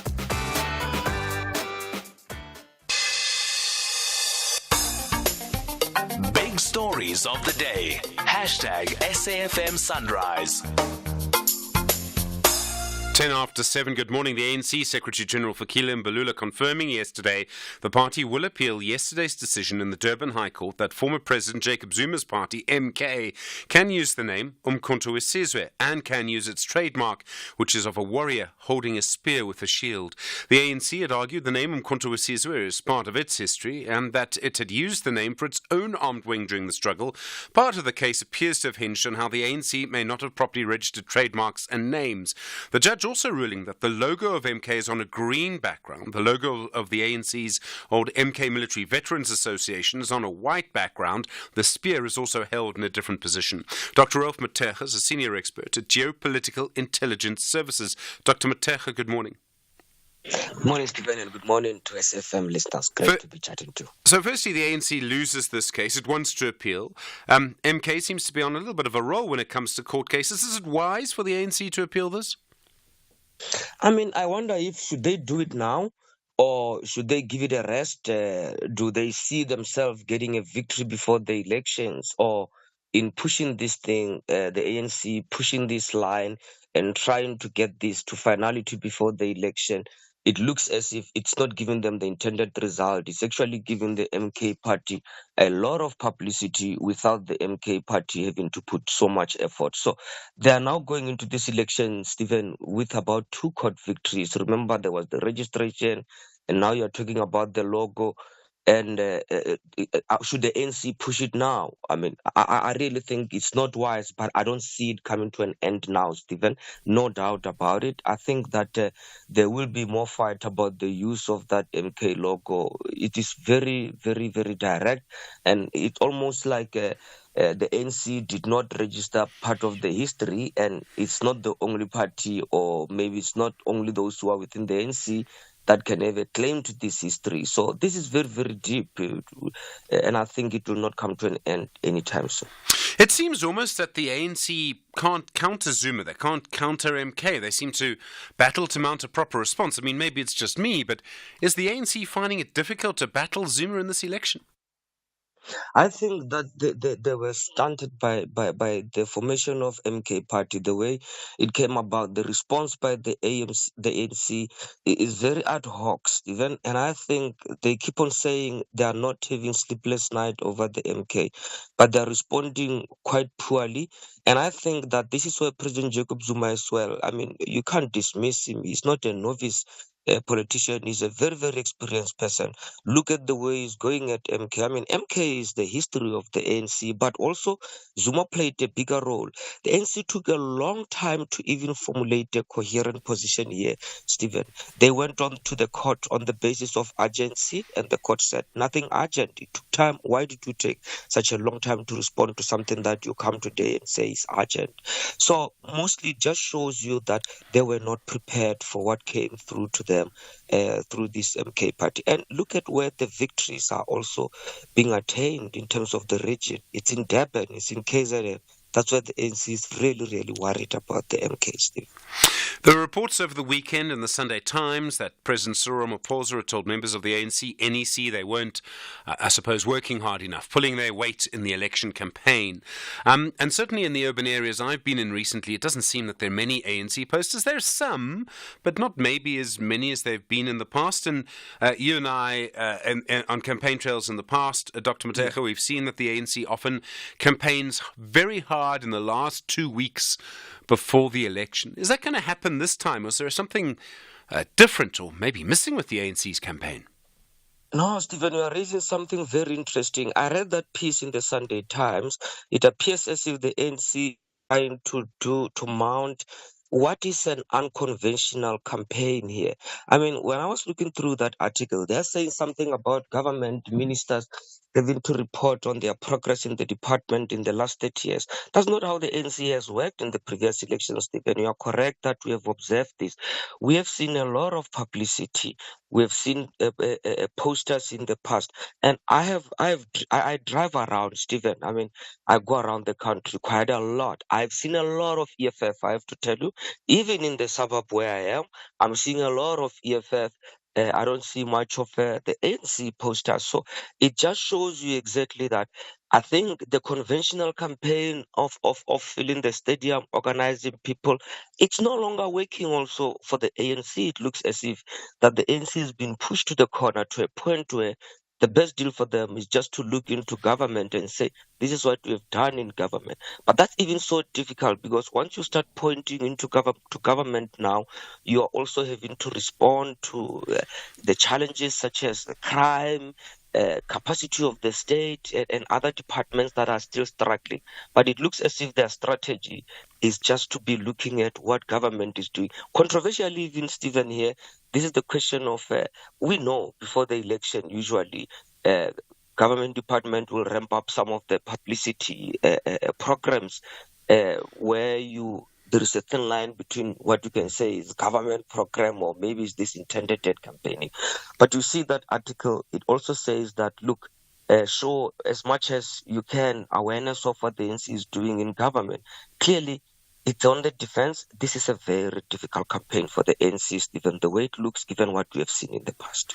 Dr. Ralph Mateja, thank you. Senior expert at geopolitical intelligence, 17 after 7. First in the morning, SAFM Sunrise with Stephen Grootes. Well, several weeks ago, the planned deal between government and the Takatso consortium to sell 51% of SAA to Takatso fell through. Now, the chair of SAA, Derek Hanekom, says they're looking at finding minority investors to get more money. They also want to reopen international routes to places like London and North America. Well, Derek Hanekom, the interim chair at SAA, is on the line for you now. Mr. Hanekom, good morning. Morning, Stephen. How are you? I'm well, thank you. So we know SAA doesn't have the money it needs to expand. Government doesn't have the money either. What options are you looking at? Well, firstly, SAA does have money for modest expansion, and it is expanding. So it's not like there is no money. There is some money. But to expand the way we had envisaged and had planned until before the proposed SEP deal fell through, the strategic equity partner, Takatso, we had plans that were somewhat more ambitious than we are able to do now. And we've had to modify those plans because the expected 3 billion rand is no longer going to come from the strategic equity partner. But we are still expanding. We're still proceeding with the Perth flight next week, in fact. But our expansion we've had to slow down our expansion. So those flights that you mentioned, those routes to London, Frankfurt, New York, we've delayed them by 2 years so that we continue expanding on the African continent. But we won't have sufficient resources at this stage, unless, of course, there is some form of investment, or if we are able to access loan finance. It is not SAA that is really looking for an investor. It is more the Department of Public Enterprises and the minister. The minister has made it very clear that should there be a potential investor, that it would no longer be a majority shareholding. It will be a less than 50% shareholding if they are able to find an investor. But meanwhile, we continue, Stephen. It's not like we're at a standstill. There is no financial crisis. It just means that expansion it's much slower than we had initially planned for. Would this be a good deal for private investors? I mean, I'll give you an opportunity to sell SAA because let me put the case against it for a minute. We saw what happened during state capture. Terrible decisions were made, decisions deliberately designed to weaken SAA. And obviously there's completely different management now. But I wonder with that history, it might be a tough sell for someone to buy into SAA, give SAA money, but not have a controlling stake. Well, unfortunately, you're right on most of what you say. I mean, that is the history, and we can't really undo it. What we can do is to move ahead in a very different way, and this is what we're doing. So at this stage, I can say quite confidently that there is no corruption in SAA, that there's a very dedicated and loyal management team, and that we are vigorously fighting corruption and trying to unearth any kind of corruption that may exist. Most of the people who are implicated in the Zondo Commission of Inquiry have left, if not all, and the investigations continue, the SIU investigations. People will be prosecuted. It did terrible damage, as it did to other state-owned companies. But I think over time, investor confidence will grow. The fact that we had a modest profit at the end of financial year 2023, and that even now, although the financial statements have not yet been finalized, we certainly have an operating profit for financial year ending 2024. So our main task now is to stabilize the organization. We have to sell SAA, there's a property portfolio of over 5.5 billion rand. SAA does have distinct advantages over other airlines. We have international experience. We have wonderful pilots, very good reputation pilots, good cabin crew, experienced and doing their jobs well. So the general experience, the flying experience on SAA is very good.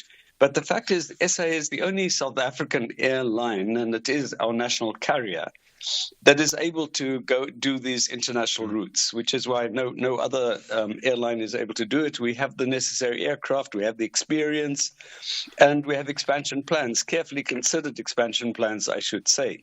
So I think there is great potential there, but I would understand if investors are cautious.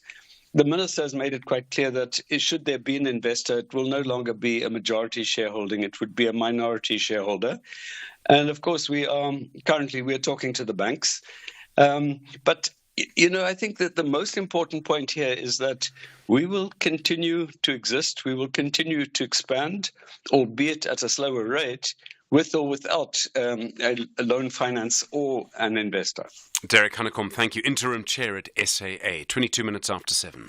Now, Varashe Marumo, one of your KNR presenters. If you're interested in anything sport, entertainment, and education, make sure you tune in to Kids Newsroom right here on ACBC2 every Monday at 4:30 p.m. You don't want to miss it.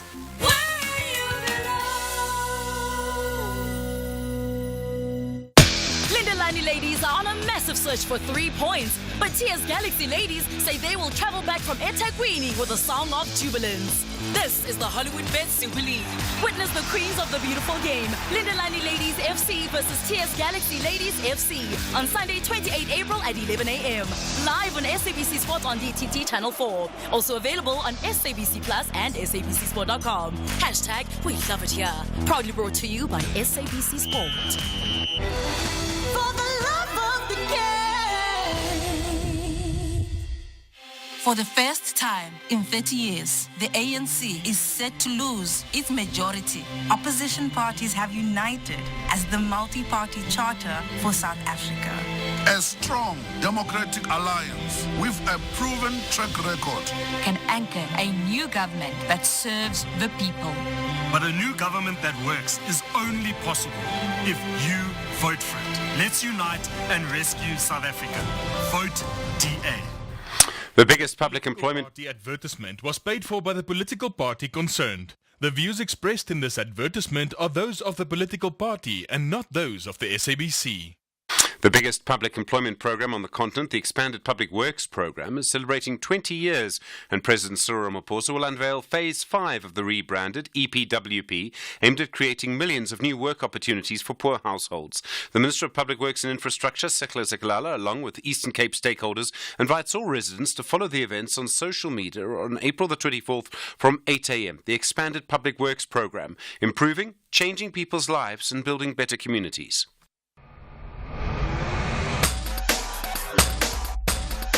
SAFM 104 to 107 nationwide. 24 after 7, good morning. Well, still a power outage in the centre of Joburg, which is affecting some of the big hospitals there, including the Charlotte Maxeke Hospital. Very important conversation here. The spokesperson for City Power is Isaac Mangena. Isaac, good morning, and thank you for agreeing to talk to us at short notice. This power cut's been going since Sunday morning. What seems to have caused it? Good morning, Steve Over, and good morning to the listeners. Yes, we had an incident at the Ridge substation, which is in between Hillbrow and Parktown, which basically, there was a feeder bot that basically bent, and it affected power supply to Berea, Hillbrow, and the hospital complex that included Charlotte Maxeke, Nelson Mandela Children's Hospital, and other facilities around that area. However, I'm happy to report that our teams worked throughout the night. Yesterday, during the day also, we were looking at restoring the power by this evening. However, because of the work that we've put in, we managed to restore power this morning at around 5 o'clock. And as I'm talking to you now, the area does have electricity, and the hospitals are fully operational with our electricity. Okay, that's important news. Thank you, Isaac. I mean, what we see with this particular substation is how important it is. Is it possible, and you've explained to us before how difficult it is to secure your equipment, how it's under attack, really. Is it possible to sort of secure the substation to protect these hospitals a bit in the future? And with this one, it hasn't really suffered much vandalism and theft in the past, and that's why with this incident, we're basically investigating fully to see if there was any problems in terms of security breach there, or if it was just one of those incidences where electrical failure can happen and there's fire. So we are basically investigating. I was just talking to our head of security currently before coming on air, and he is basically assuring that there is full investigation to check this because of, as you put it, the essential services that are falling under the substation that we cannot afford to basically, have them running on generators and compromising the lives of the patients in those hospitals. Isaac Mangena, thank you very much indeed for that update. All right, as he says, power back now to those hospitals, including Charlotte Maxeke, the Nelson Mandela Children's Hospital, and several others in the Joburg CBD. Isaac, thank you very much. 27 minutes after 7. This is SAFM Sport with Zai Khan. Zai, good morning. The Laureus Sports Awards last night. I thought our rugby players were right to be a bit disappointed. Yeah, it was a close call. Siya Kolisi and the Boks still make us proud here in South Africa. But in Madrid last night, the Laureus World Sports Awards wrapped up with triumph for Spain. Tennis icon Novak Djokovic was the winner. He secured the World Sportsman of the Year for a record fifth time, while the Spanish women's football team celebrated with a double win, Aitana Bonmati grabbing the World Sportswoman of the Year, and the foundation of Rafa Nadal won the Sport for Good Award, uplifting economically challenged communities through sport and education. Simone Biles making a spectacular comeback. She clinched the comeback of the year, and soccer protege Jude Bellingham named Breakthrough of the Year after a victorious El Clasico performance. Here's the tennis icon and Laureus World Sportsman of the Year, Novak Djokovic.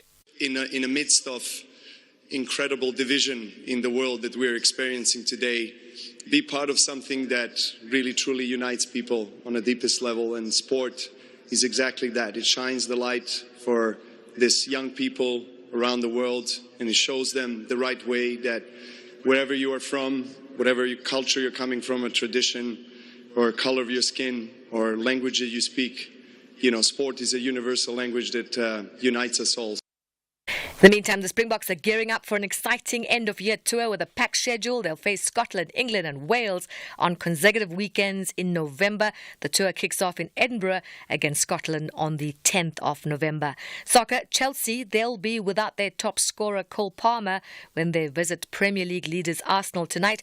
Palmer is the joint top scorer in the league with 20 goals. However, Blues boss Mauricio Pochettino says the 21-year-old is struggling to recover from illness. Today, no. We'll see tomorrow. We need to assess tomorrow morning. But today,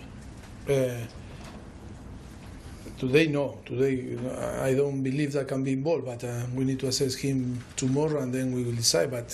And finally, golf. Masters champion Scotty Scheffler wrapped up his fourth win of the year, securing victory by 3 strokes at the delayed finish of the RBC Heritage at Hilton Head. Here's Scotty Scheffler. I committed to play here. It was part of the plan, and so we stuck to the plan. And I talked about it a little bit at the beginning of the week. I didn't show up here just to have some sort of ceremony and have everybody tell me congratulations and whatnot. I came here with a purpose, and got off to a bit of a slow start. But after that, I played some really nice golf. We'll bring you more sport on Sunrise. Top of the hour, I'm Zai Khan. Zai, thanks very much indeed. We'll talk about NSFAS. Is it time to scrap the whole idea and replace it with something else? That's next. You're with SFM leading the conversation, 7:30. Good morning. In the headlines, the Electricity Minister, Kgosientsho Ramokgopa, has dismissed as baseless reports that rolling blackouts are being used as an election ploy. He has urged members of the public to instead focus on Eskom's efforts to further reduce rolling blackouts. The ANC has declined to comment on the leaked recording of its National Executive Committee meeting. In the recording, the party's President Cyril Ramaphosa can be heard reading the Riot Act to party members ahead of next month's elections. And the Umkhonto weSizwe party will continue to use its name and logo after the High Court in Durban ruled in its favour in the case that the ANC had brought. I'll have details on these and other stories at 8. SAFM.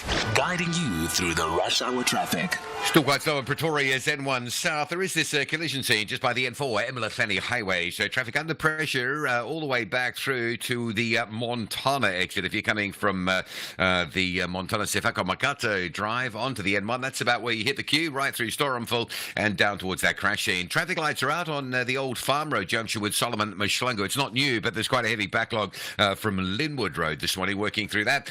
Crash on Joburg's N3 at Buccleuch, so delays back through Alex and just getting back into the Edenvale area and looking quite sluggish indeed.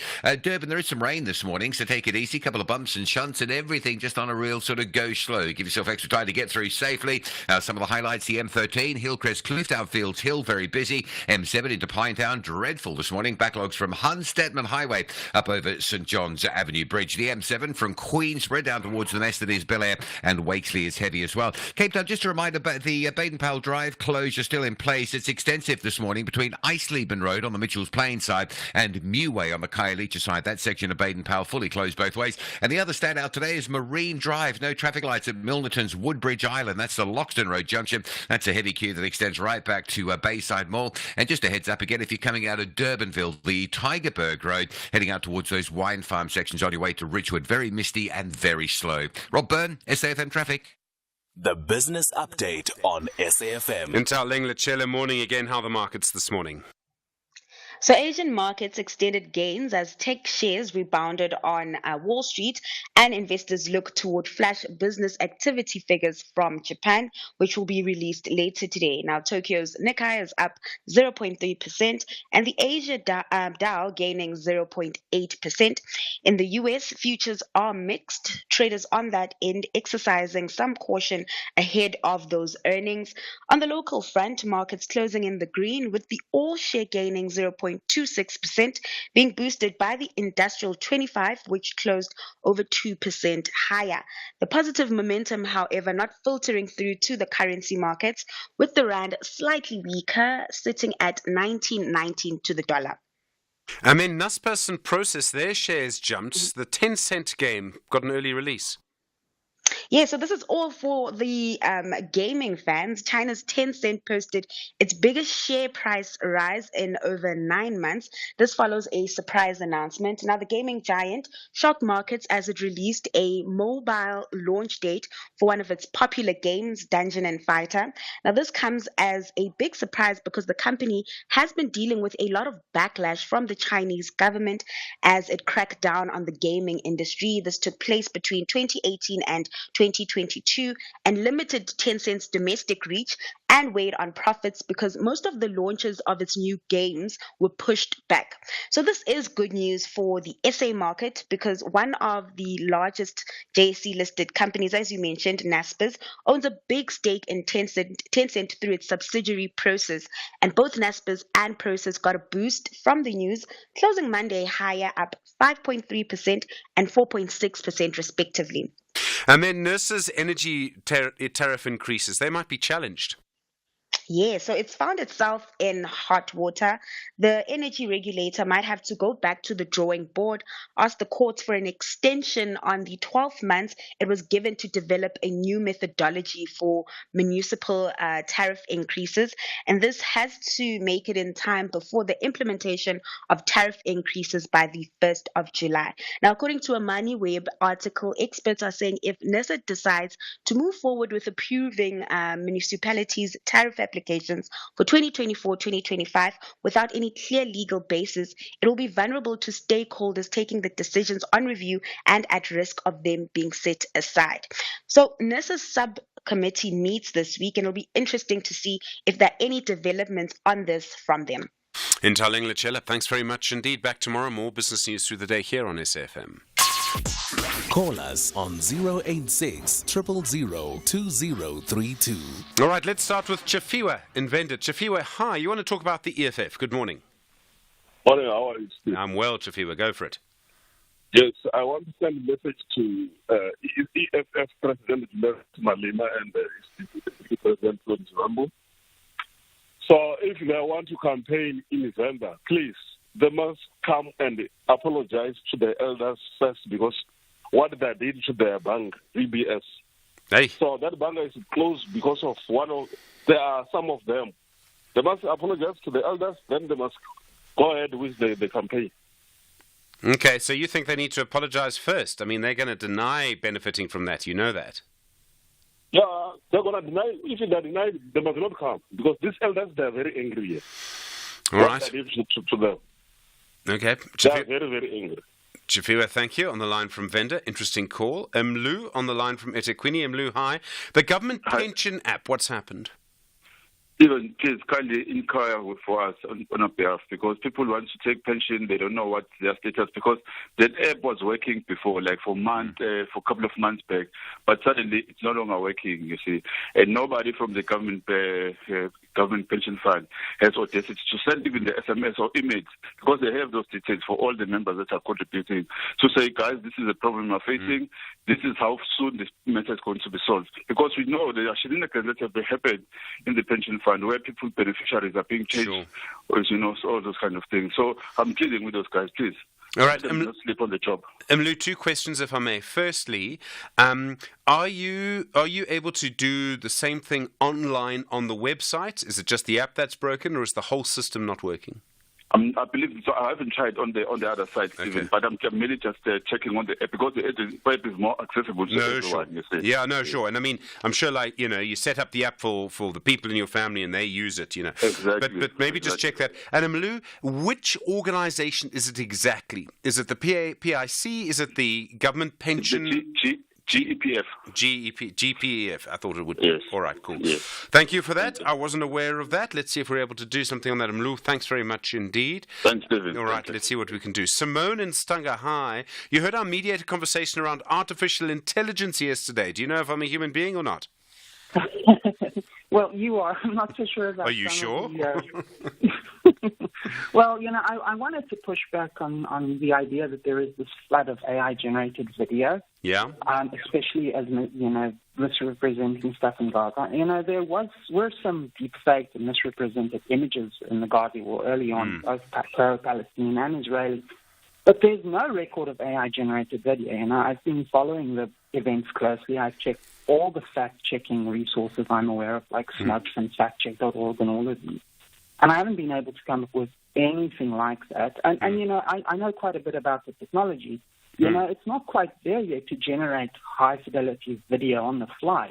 Sora was only released last month. It's still in beta.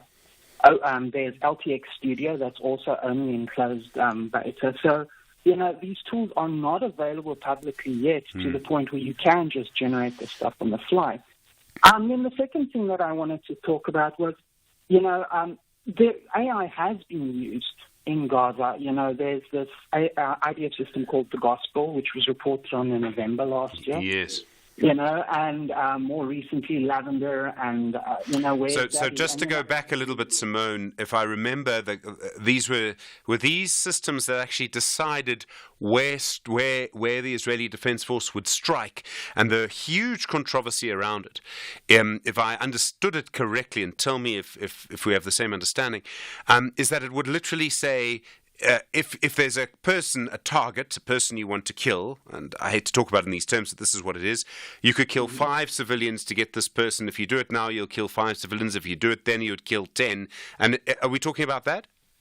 Well, that was part of the problem. The other problem is that, they went from, generating maybe 50 targets a year to over 100 a day. And, the leakers who the reporters talked to about this said, after a while, they just auto-okay all of these, because it's just too much to go through and verify. And, there's at least a 10% false positivity rate reportedly. So, and that combined with the fact that they are, having these very liberal, you can kill so many civilians, and if it's this level of target, so many of this, there's an awful lot of callousness there. And I think we should all be very worried about that, because, they've always, referred to Gaza as the laboratory for the military-industrial complex. So all of these technologies will come to the rest of us in time,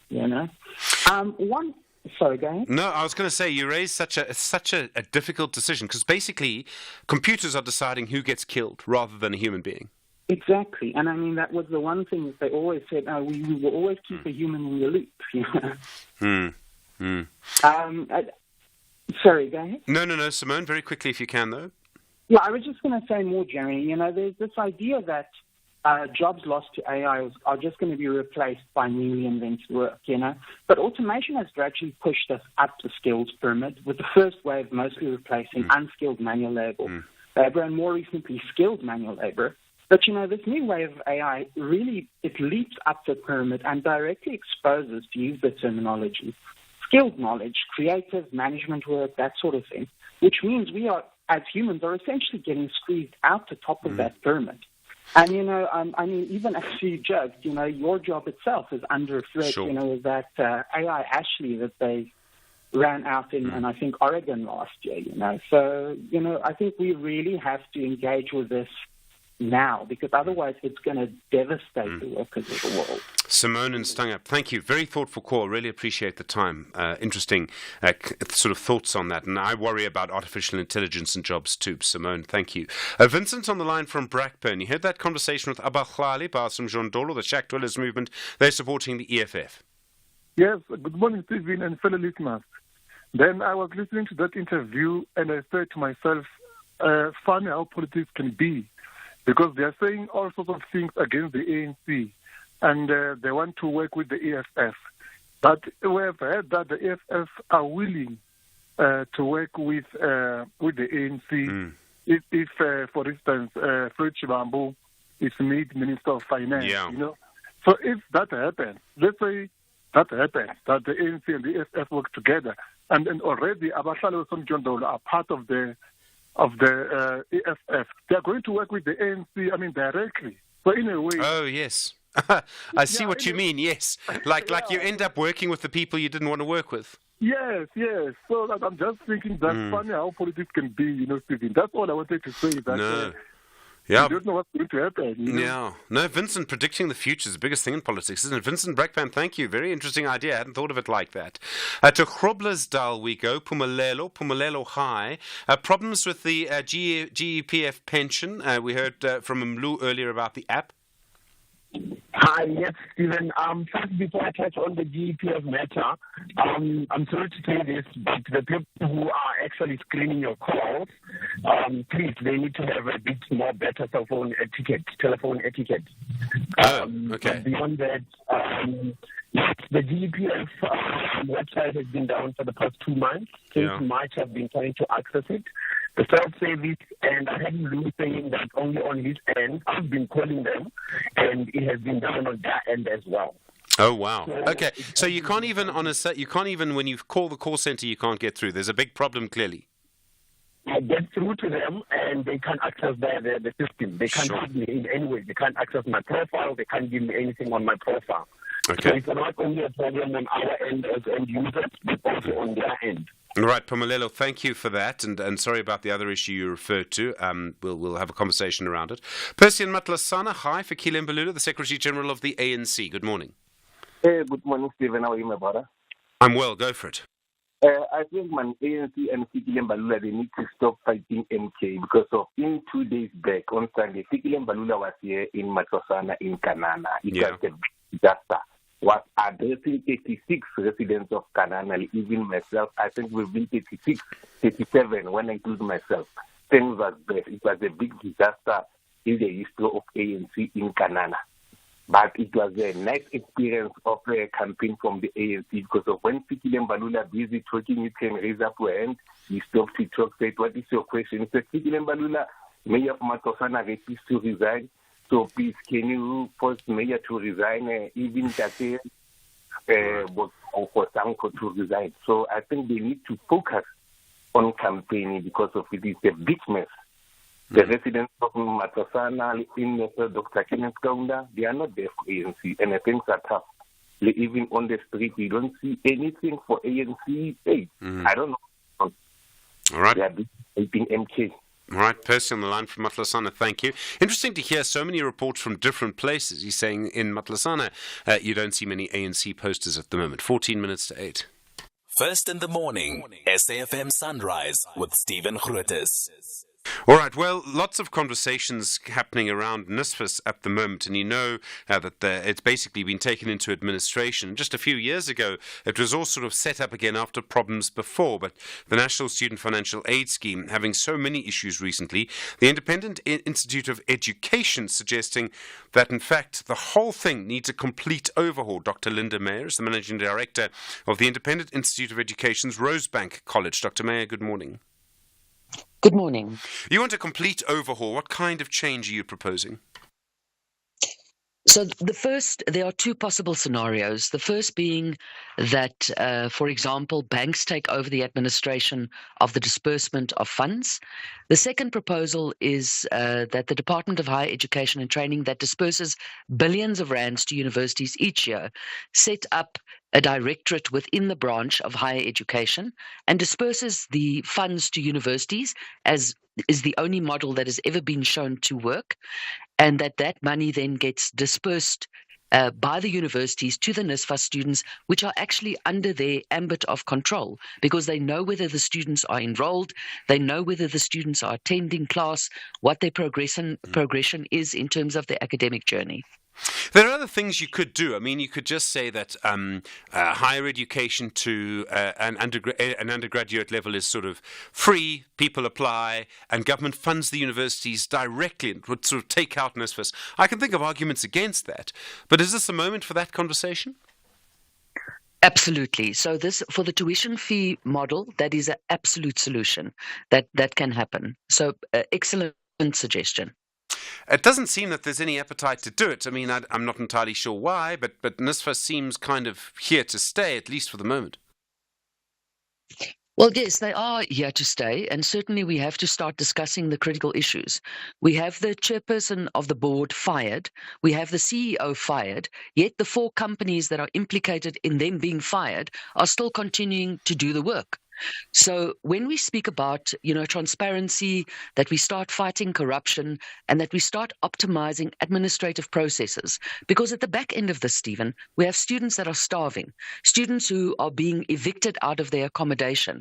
And this really is not helpful to this volatile perennial issue that we deal with every year of students having to protest against universities who are not the antagonist in this particular story. They are just the victims themselves of this poor administratively orchestrated process. I think the chairman might have resigned just before it was taken into administration. I think Ernest Khoza resigned, but I hear the point that you're making.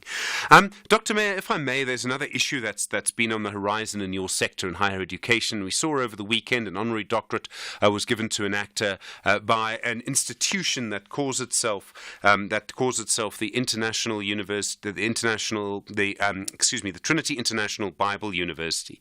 Now, it's not properly registered as an institution at the Department of Higher Education. The Department of Higher Education is looking into all of this. We see lots of institutions doing this, as I'm sure you know.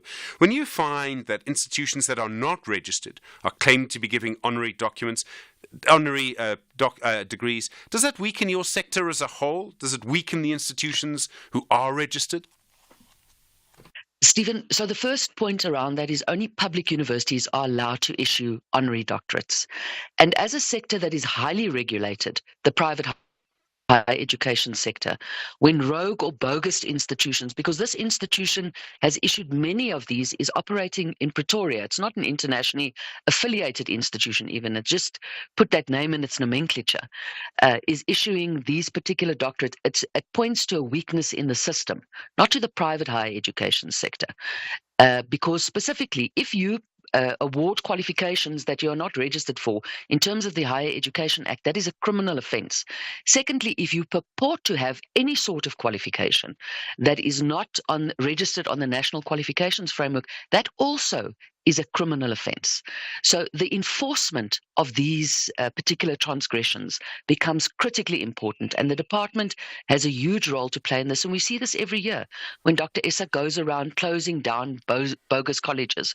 And we must ask ourselves as a society, are we educated enough to understand what this means when somebody claims that they've got a doctorate, when other people are spending 5 years of their life at a minimum doing extensive research to obtain that particular title? Dr. Linda Mayer, thank you, Managing Director of the Independent Institute of Education's Rosebank College.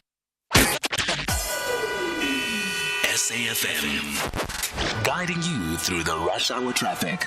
Just heads up, if you're on your way to Pretoria using the N14, the Krugersdorp Highway, again, quite heavy backlogs on that collision-prone section there between the R55 exit and the N1 Brockfontein. Still very slow on the N1 South after an earlier crash, queuing between Montana, Sefako Makato, and the N4 Emilafleni Highway split. Joburg side this morning, there's been a collision scene on the N3 North around Heldenace. That's keeping pressure on as you route up through the cement factory area towards the roadworks at Bedfordview. And a collision on the N3 before Buccleuch is being cleared, but there's a backlog to move through that area from as far back as Alex. It's been a busy morning around Durban, not helped, of course, by the weather conditions. A lot of rain in the region. The M4 is jam-packed both ways between Umhlanga and Blue Lagoon. There's some real pressure on the N3 from Pavilion Mall moving through to Sherwood. The M7 into Pinetown's heavy up towards St John's Avenue Bridge. That's going in from the Hans Detman side. The M13 is starting to ease as you come through Kloof onto Fields Hill after an earlier crash. And the R102, if you do the run between Verulam and Phoenix, just coming through that Palmview area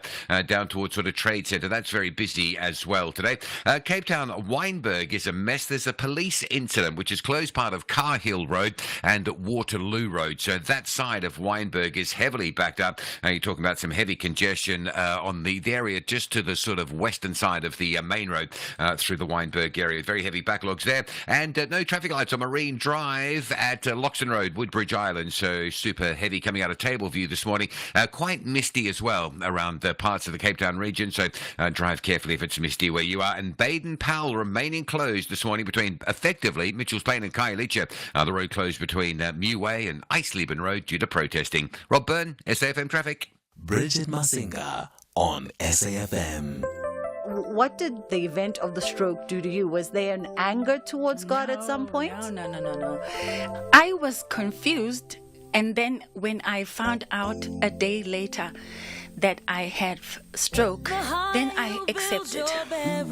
So you can't argue with what is. So you better accept. So I never felt angry with God. So I saw the stroke as a way for God to quieten my life.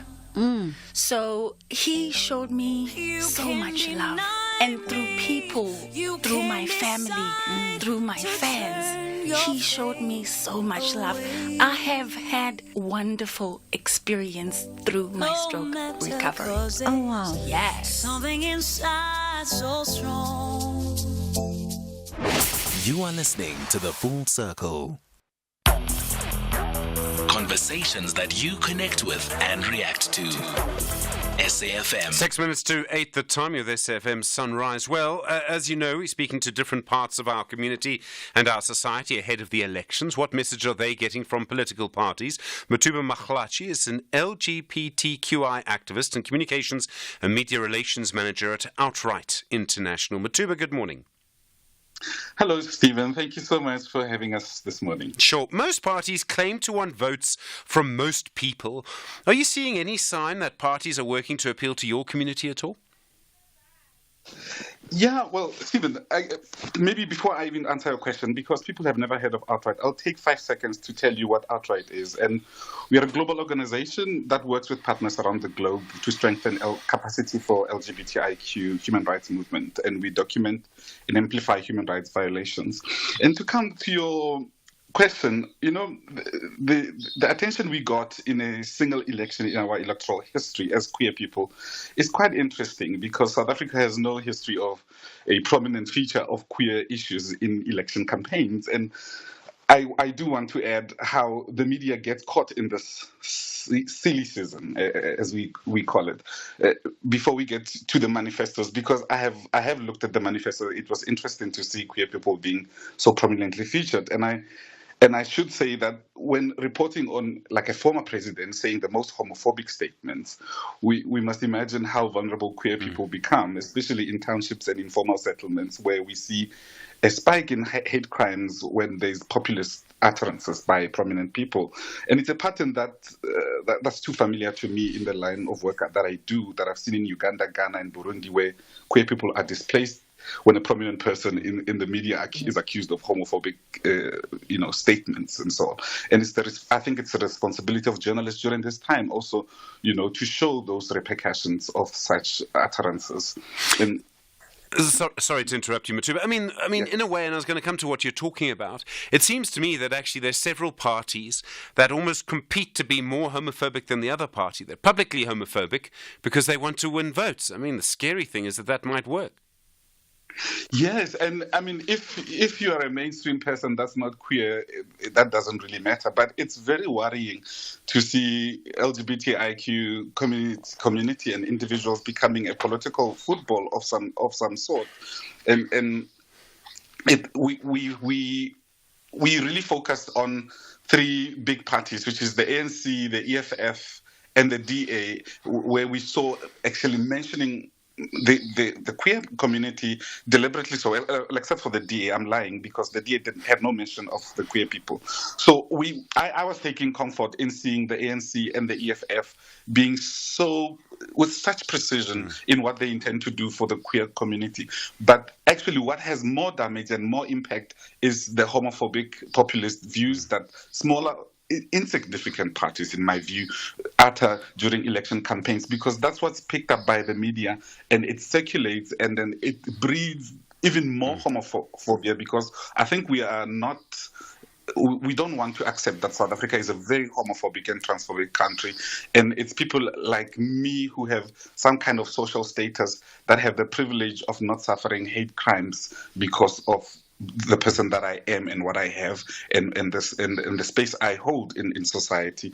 So it's quite worrying that we see this mixed kind of approach in this election, South African election, where queer people are a political football. You talk about the ANC, and our government, as far as I know, which of course is an ANC government, as far as I know, has been absolutely silent on the situation in Uganda. Homosexual acts there have been criminalized. People can be jailed for life, for example. Our government will, as we know, speak out on many international issues. It's silent on that. Does that mean that you can believe promises made domestically that government will protect gay and lesbian people when it says nothing about what's happening in Uganda? I mean, literally nothing. I mean, when just before the bill was signed, it was sent to President Museveni.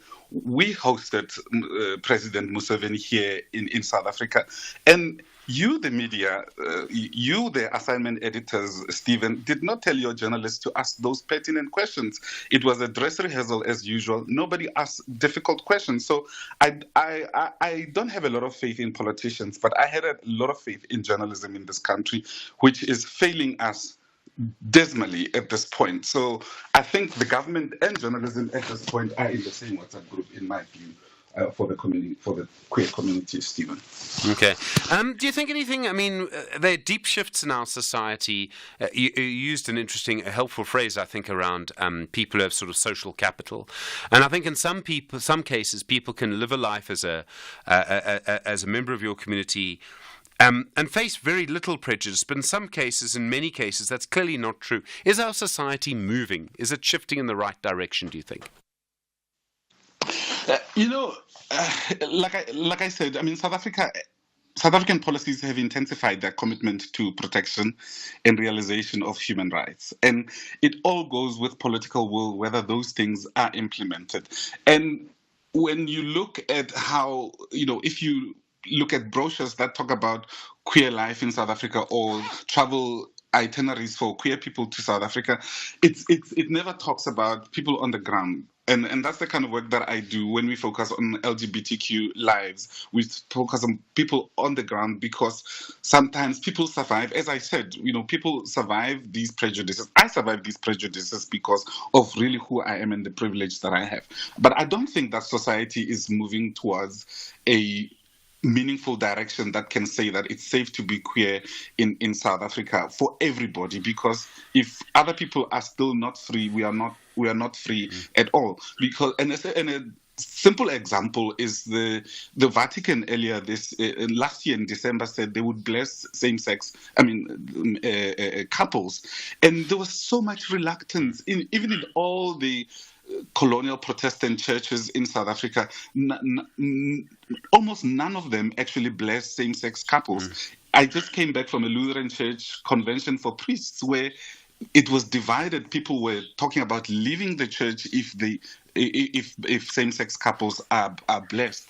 So it's for me on a personal level, I can say I don't need validation of any denomination, but for people in Mahikeng, in rural Mahikeng, in rural Eastern Cape, people who are queer, they are most vulnerable because we are moving so slow in implementing the policies and respecting the constitution that we have in Africa. Matuba Makhlachi, thank you. LGBTQI activist and media relations manager at Outright International. You with SFM, 8 o'clock.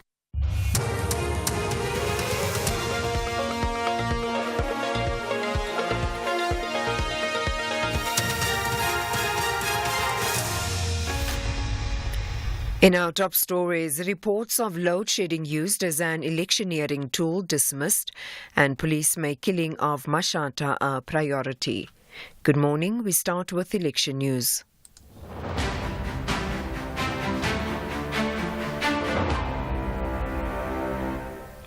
The Electricity Minister, Josienso Ramogopa, has dismissed as baseless reports that rolling blackouts are being used as an election ploy. He has urged members of the public to instead focus on Eskom's efforts to further reduce rolling blackouts. For more than 3 weeks, consumers have been enjoying one of the longest periods free of rolling blackouts in years. This as Eskom says it has sufficient generation capacity and emergency reserves to meet demand. Ramogopa addressed the media in Pretoria yesterday. There will be multiple voices who seek to soil the environment because really they've been disarmed. Remember that there's been a significant weaponization of load shedding. So some of them have used this as part of a campaign tool. So when you remove it from their arsenal, they are exposed and therefore they resort to unsubstantiated theories like we have seen someone penned, something that can only be described as preposterous. That is not anchored on facts. The ANC has declined to comment on the leaked recording of its National Executive Committee meeting. In the recording, the party president, Cyril Ramaphosa, can be heard reading the Riot Act to party members ahead of next month's elections. He also called on members to ensure the party garners 57% of the votes. The ANC Secretary-General, Fikile Mbalula, addressed the media in Johannesburg. People, when they are in a meeting, they speak their mind, and that does not become the position necessarily of the ANC. So when people invade that space, either by members of ANC by extension, who are mischievous, undermining their party, or otherwise others intercepting ANC meetings, which is illegal. If the ANC was going to make it its business to intercept meetings of political parties, you will be accusing us of using state resources against our opponents. I've got no doubt. And this conversation is simple. We are preparing for an election. And in preparing for an election, you do what all other political parties do. The Mkhonto weSizwe party will continue to use its name and logo after the High Court in Durban ruled in its favour in the case that the ANC had brought. The MK party says it's unfazed about the ANC's decision to seek leave to appeal the judgment, in which the court dismissed the trademark case with costs yesterday. The ANC has accused the MK party of violating the Trademarks Act by using a name and logo similar to that of the governing party's disbanded Mkhonto weSizwe military wing. The MK party spokesperson Nhlamulo Ndlela reacted to Mbalula's comment that the case was far from over. Mbalula is a lazy thinker. You know, he's an ambulance chaser. He's trying to articulate laws he doesn't understand. What do you expect? Such is the nature with the incompetence that is rife within the ANC leadership. And the mere fact that, you know, they took on his little project and they actually agreed and supported him speaks volumes of them as leadership in the first place. The Gauteng Special Police Task Team says it has taken over investigations into the killing of well-known comedian Peter Mashata Mabuse. He was gunned down in Soshanguve, north of Pretoria, in the early hours of Sunday after performing at the Epozini Lifestyle. The Gauteng Police's Umbuso Kumalo says they have made the case their priority. Team of detectives We are working together with crime intelligence to make sure that those that are responsible for the killing in this particular area are brought into books. They must be arrested. We are all out. We also have the additional human resources, the tracking team that is busy identifying these criminals. Further afield, and finally, prosecutors on the opening day of the former U.S. President Donald Trump's criminal case in New York have accused him of orchestrating a conspiracy of fraud and lies. They say he covered up hush money payments to a porn star in the run-up to the 2016 election, which he won. Witnesses called to testify against Trump are expected to give dramatic evidence. The BBC's Gary O'Donoghue has the details. The first witness we had was David Pecker. Now, he was from the National Enquirer. He's a long-term friend of Donald Trump, who's been involved in effectively what's called catch-and-kill operations, paying people with negative stories about Donald Trump and then not publishing the stories. We're going to see some fireworks, I think, during this trial, not least from Donald Trump's former lawyer, Michael Cohen, who's in many ways the prosecution's star witness, but himself a convicted felon and someone that Donald Trump has been going after time and time again in the last year or so. Recapping the top story, the Electricity Minister, Jose Nsuramoghupa, has dismissed as baseless reports that rolling blackouts are being used as an election ploy. For SFM News, I am Anne Musa. A very good morning to you. In your SFM sports headlines, it's soccer. Mamelodi Sundowns are gearing up for a decisive CAF semi-final against Esperance amid PSL pressures, and Chelsea's top scorer, Cole Palmer, doubtful against their blockbuster match with Arsenal tonight. We'll bring you the details just before 8:30. SAFM, guiding you through the rush hour traffic. Stays heavy on the N14. This is the Krugersdorp Highway. For motorists driving to Pretoria, it's a big buy-in that you'll be caught in between the 55, the R55 Pretoria West exit and the N1 Brockfontein interchange. Couple of delays on the N3 from Germiston through Edenvale. A crash at Heldnace and a crash north of Galulies up by Modderfontein Road. And the Mike 1 on your way to Sandton, a collision near Killarney near 11th Avenue from Boyston through the Crown. Double-decker up through Parktown on your way to that scene. Very, very slow. Durban backlogging both ways at Virginia Airport on the N4. It stays heavy, particularly if you're Mhlanga bound. Actually, northbound looking very heavy. N3 coming into Durban, slow go. There's a crash before Spaghetti Junction, so pushing traffic back beyond Pavilion Mall. Cape Town, very heavy and significant backlogs in the Wynberg area, central Wynberg. Part of Waterloo and part of Car Hill Road have been closed due to a police incident. So there's a lot of congestion as you make your way around that area. Main Road and then routes to the western side of that, if you like, all heavy.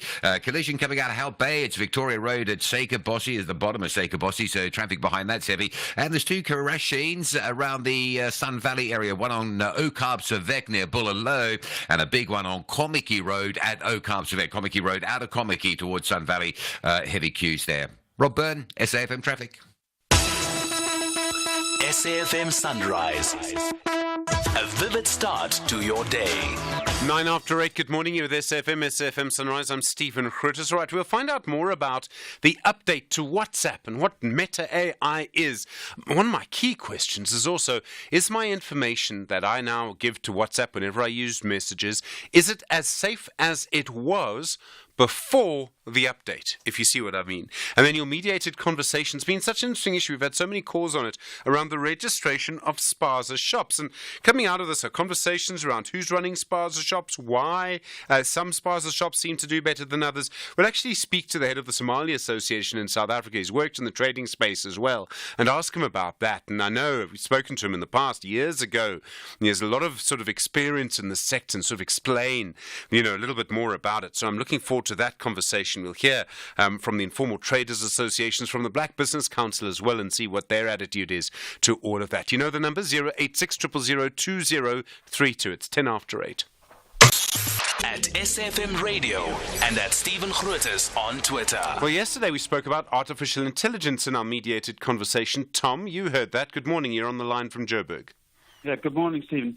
I just wanted to add to your discussion that there's certain tasks that AI is doing that otherwise would not be done, in the sense that they're taking the place of people that we can't afford to employ. In the medical space, for example, some people will see containers at clinics taking chest x-rays to screen for tuberculosis. And those chest x-rays, there's a radiographer in there who's the person who takes the x-ray, but there's no radiologist, there's no doctor who reads the x-ray, and that's because artificial intelligence is reading the x-ray. And we don't have enough radiologists to read chest x-rays, the humble chest x-rays. So I work in the hospital just down the road from you, and we take hundreds of x-rays a day, and we do not have enough radiologists, specialist doctors to read the x-rays. We have doctors like myself who have a sort of moderate level of understanding of reading x-rays, and if we'll never have enough radiologists to read those x-rays as you would in America or Europe. And so AI can already do jobs that would otherwise not be being done and improve healthcare at a low cost.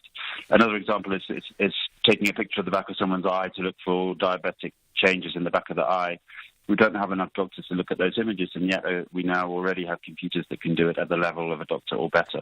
So I just wanted to point out that AI is already improving care at low cost, and doing jobs that would otherwise not be done rather than taking other people's jobs. And what that does, of course, then is that it makes healthcare cheaper, and it also means more people get screened for these things. I mean, that's very much a public good. Absolutely. That's what if people see these containers outside clinics taking chest x-rays, that would not be possible without AI, because you simply wouldn't have the funds to fund a doctor to read 100 x-rays a day, which is what they're taking. It's actually done very cheaply by CNN convolutional neural network, which reads the x-ray for us. How does it? I don't even want to know how it works. It sounds very complicated. I suppose AI looks for certain patterns, and it can look for patterns at a much greater magnification maybe than a human being can. Yeah, well, in medicine, AI can actually find things that the human eye can't see, or it can certainly see things that only an absolute specialist can see. So in my world of chest x-rays and TB, there's an expert called Prof. Goodman in Cape Town who can pick out TB brilliantly, but there's only one of him. Yes. But there are lots of computers that can work almost as well as him, and you don't need to pay them. They don't get tired, and they don't get old, and they keep working. So that's already happening in healthcare, and that's going to continue to happen. And that's only one of the good sides of AI, although I'm sure there are bads as well. Yeah. Tom, thank you very much, and look, I hope you have electricity this morning. Yes, we do. Yeah, that's important. Thanks a lot. Thank you. All right, Tom, thank you. Bye. On the line from Johannesburg, clearly a doctor there. I don't know what it is I'm doing, son. So when we hear from one side of Matlasana, we often hear from the other side of Matlasana. Have you ever noticed? Kandisa on the line from Matlasana. Hi. Fikile Mbalula's visit to Matlasana over the weekend. Did you enjoy it? Morning, Stephen. How are you? I'm well, Kandisa. Go for it. Oh, look, Stephen. I'm a member of ANC. Yeah. I attended that event of ANC in Canada. Look, we have challenges. I agree with Percy. We have challenges of municipalities. But we cannot lie on other things.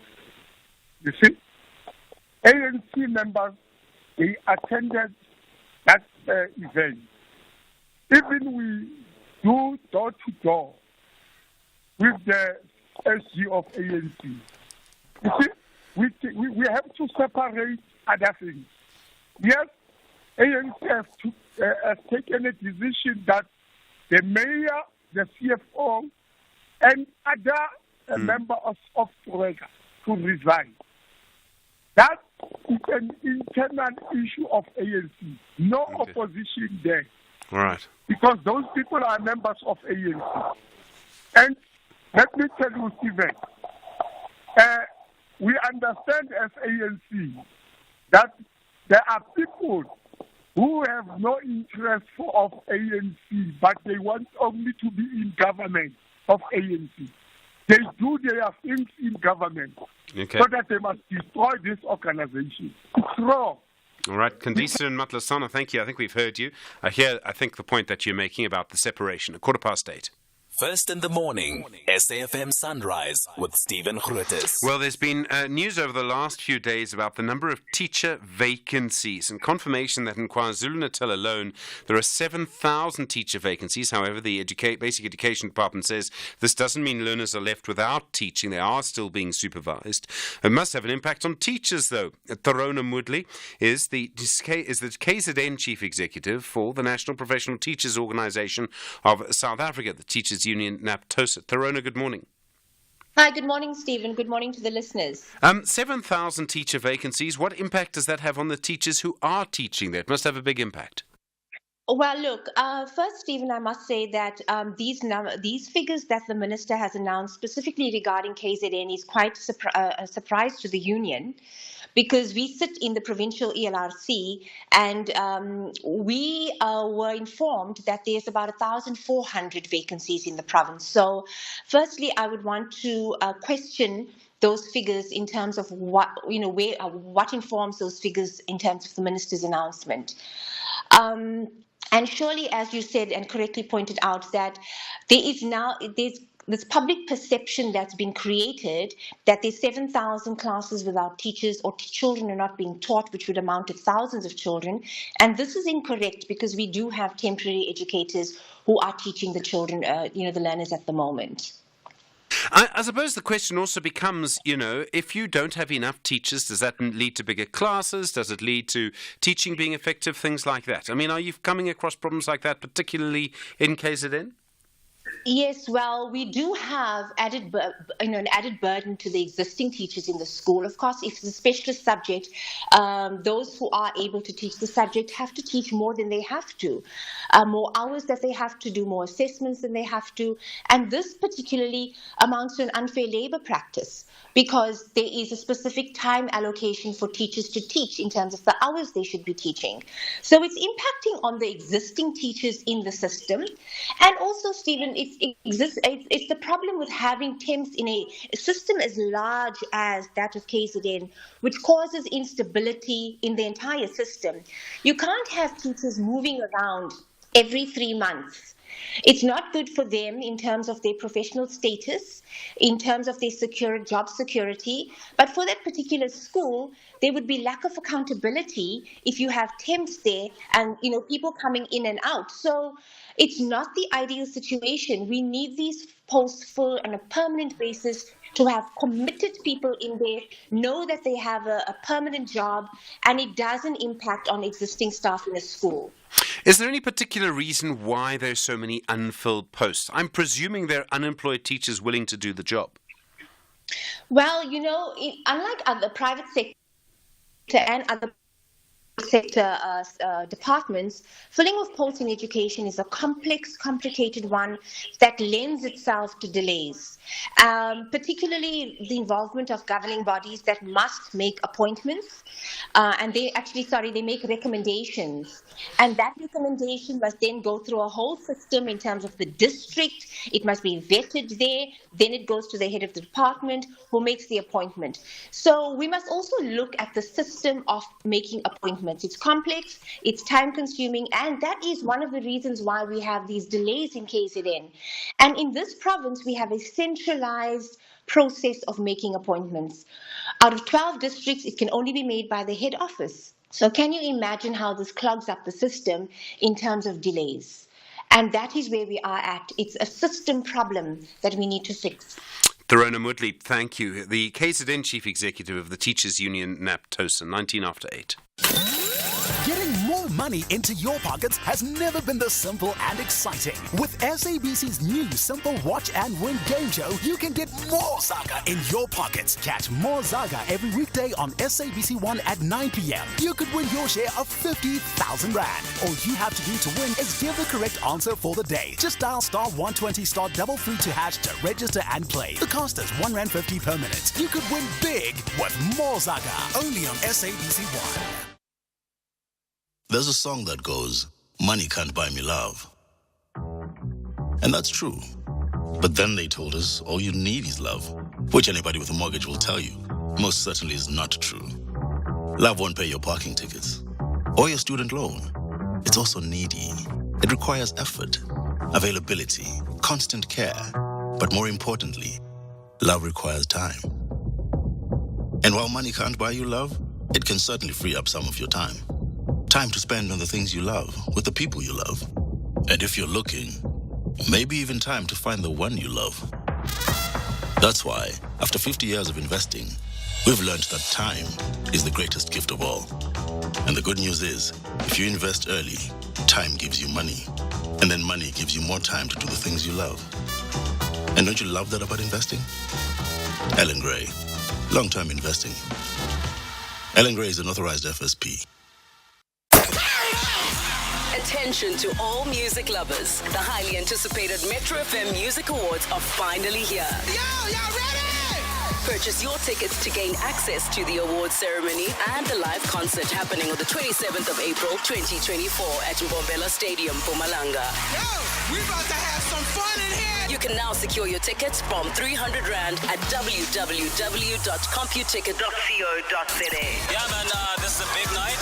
With a star-studded lineup of DJs and live performances, don't miss your chance to be part of this unforgettable celebration of talent and music excellence. Come on, Mbombela, come through. Let's do this. Hashtag MMA24, Black to the Future. Metro FM, it's where you want to be. The Science of Life on SAFM. 21 after 8. Well, WhatsApp introduced a new version, a new update over the weekend. You might have noticed if you go to WhatsApp, it looks different. And particularly if you, for example, go to your messages, instead of just the search function, it'll say, ask Meta AI or search. What on earth does it all mean? Jan Vermeulen's the editor at mybroadband.co.za. Jan, good morning. Good morning. What on earth is Meta AI? Yeah, it's exactly like ChatGPT for those who have played with that. It's I say exactly. It also has the ability to generate images, so it's a little bit more like Google's version of it called Gemini, where they've put the language, the text generating language model and the image generating language model together into one tool. So this is a what they call a large language model that allows you to generate reams and reams of text or images by just asking it what you want. Okay, but I don't want that in WhatsApp. I want WhatsApp to send messages. Why have they put it in WhatsApp? to get it in front of as wide an audience as possible. Let's not beat about the bush here. They're behind. ChatGPT took the world by storm at the end of last year. And Google has their tool out. Facebook has been working on its tool Llama, and it kind of got some buzz going by open sourcing it. But it needs to get its version of this tool in front of as many people as possible. And one of the channels and it has really powerful properties. It has Facebook, Instagram, and WhatsApp. And WhatsApp was kind of a logical fit for this, rather than trying to shoehorn it into something like Facebook.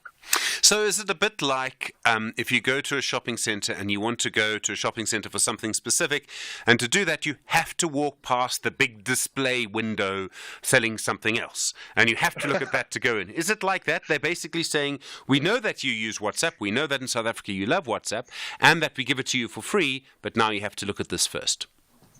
Yes, and I think it's also a test, right? Because the thing is, these tools have the ability to potentially cause huge amounts of misinformation and disinformation to flood social media platforms. And, WhatsApp's biggest rival, Telegram, is also working on functionality like this. They're working on integrating blockchain tech into their chat app. And so, WhatsApp doesn't want to be left behind. They want to make sure that, if there's, users who need this functionality and who would switch away from WhatsApp to a rival because they have something like this, that they keep those users on WhatsApp. Is Meta now taking more information than they did in the past? I mean, if I use all of these functions, will it start to know a little bit more about me than it did, or is it still safe? So all I can give people is what they have committed to and what they will be held to.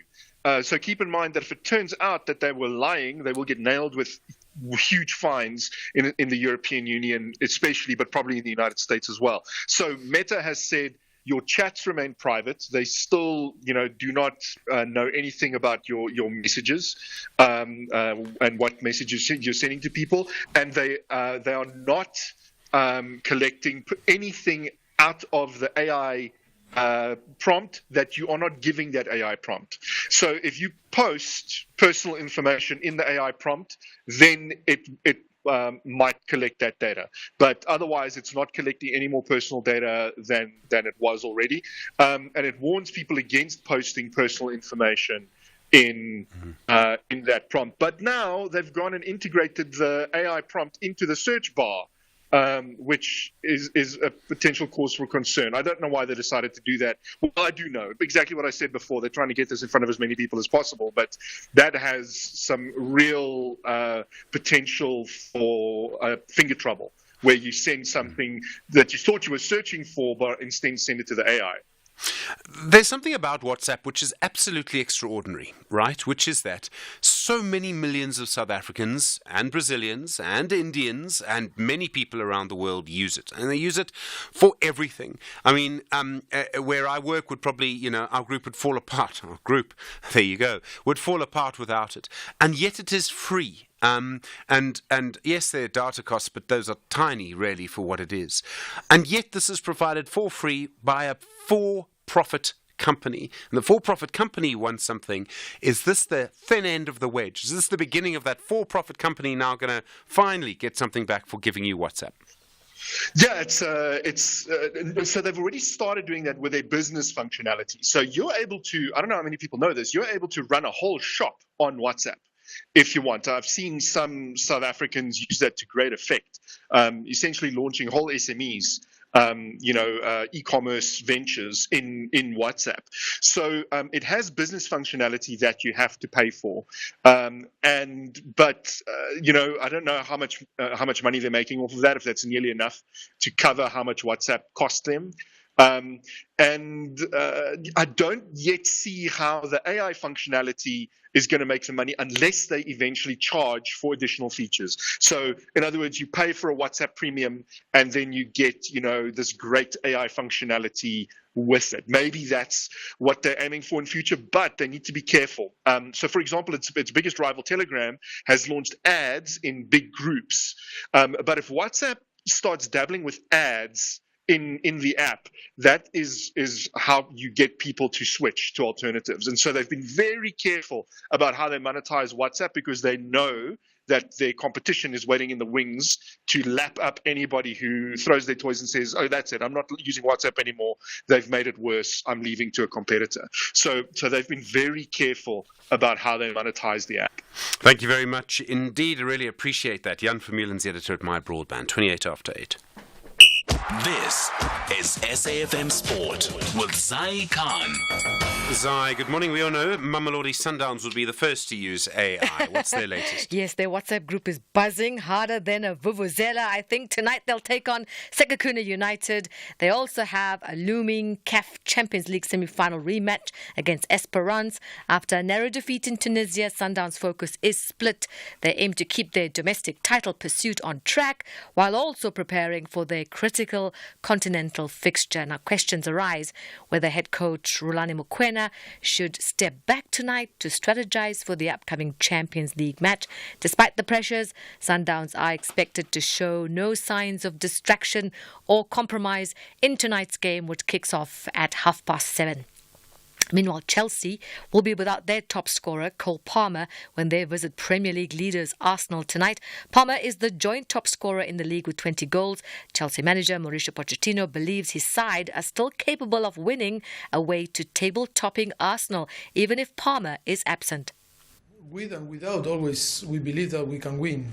The most important is the team. The most important is the collective. Of course, he is a important part of the team. He's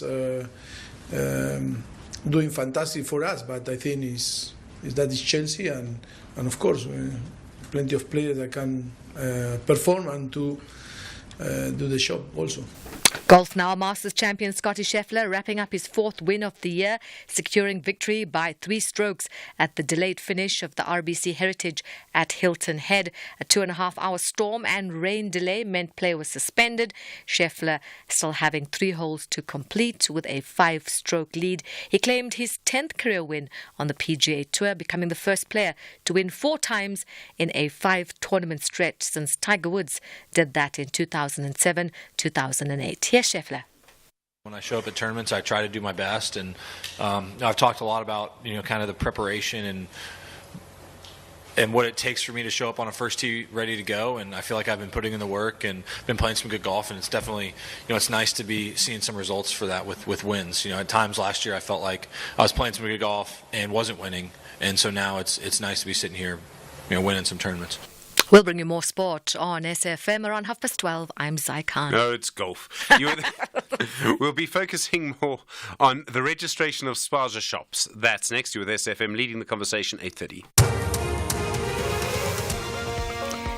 Good morning. In the headlines, the Health Minister, Dr. Joe Phaahla, says there's over 2,000 unclaimed bodies in government mortuaries countrywide. The Minister was responding to a parliamentary question. The Electricity Minister, Hossein Ramokgopa, has dismissed as baseless reports that rolling blackouts are being used as an election ploy. He has urged members of the public to instead focus on Eskom's efforts to further reduce rolling blackouts. And the ANC has declined to comment on the leaked recording of its National Executive Committee meeting. In the recording, the party president, Cyril Ramaphosa, can be heard reading the Riot Act to party members ahead of next month's elections. I'll have details on these and other stories at 9. SAFM, guiding you through the rush hour traffic. Just been a collision near Protea Glen, so it's on the N12. This is the Potchefstroom Highway, driving into Joburg, just up by the Sasol garage. So it's quite a heavy backlog this morning. N12 eastbound to Joburg, big queues, Protea Glen, directional in Asia, if you like. The Mike 1 collision at Smith Street, very heavy coming through Boysons, up through Crown, and behind that the M2 queuing back as far as Joe Slovo Drive, waiting to get into that Mike 1 congestion through the Crown. Collision on the N3 north at Modderfontein Road, so some delays getting up from Galuli's interchange territory. Over in Durban, there's been a massive collision involving a tanker that's jackknifed on the M7. Well, may not be a massive crash, but the delay is certainly massive. The M7 between North Dean and the N2 highways heavily congested both directions, whether you're Bluff-bound or Pinetown-bound. That section of the M7 standing traffic in both directions. That tanker is jackknifed and blocking sections of the road in the rain as well. Also, the N2 off-ramps to get into the M7 quite heavily backed up. The alternative route, if you're heading to Durban or that side, is the N3, and there is also a crash just past the Pavilion Mall going into Spaghetti Junction. So both the N3 and the M7 are each Durban bound are heavy, and the M7 Pinetown bound stays backed into that crash as well. A lot going on in Cape Town this morning. Closures in the Wynberg area. Parts of Cahill Road and Waterloo Road have been closed this morning due to police incidents. That's forced a lot of traffic in that central Wynberg area to become congested. A crash leaving Hout Bay towards Seikabossi, delaying traffic on Victoria Road, and two crashes further south around Sun Valley. One on Oakarbs at Bullaloo, so there's a lot of congestion there, and the Komiki Road coming up into Sun Valley. Another crash at Oakarbs are causing delays that side as well. Rob Byrne, SAFM Traffic. Mediated conversation on SAFM. 27 minutes now to 9. The time for your mediated conversation this morning. Last week, the Minister of Home Affairs, Dr. Aaron Motsoaledi, said in a press conference he wanted a situation where each spaza shop would have to be registered with government, and he wanted to ensure spaza shops actually paid tax to SARS. Since then, as you've heard, there's been an interesting discussion about whether this would work. It leads to other conversations around spaza shops and how they operate. As you know, one of the parts of this conversation is around who is running the spaza shops, and the fact many appear or are run by foreign nationals. Within that are claims that some spaza shops are selling expired goods or are selling food that has been manufactured by people who themselves are not following the proper regulations.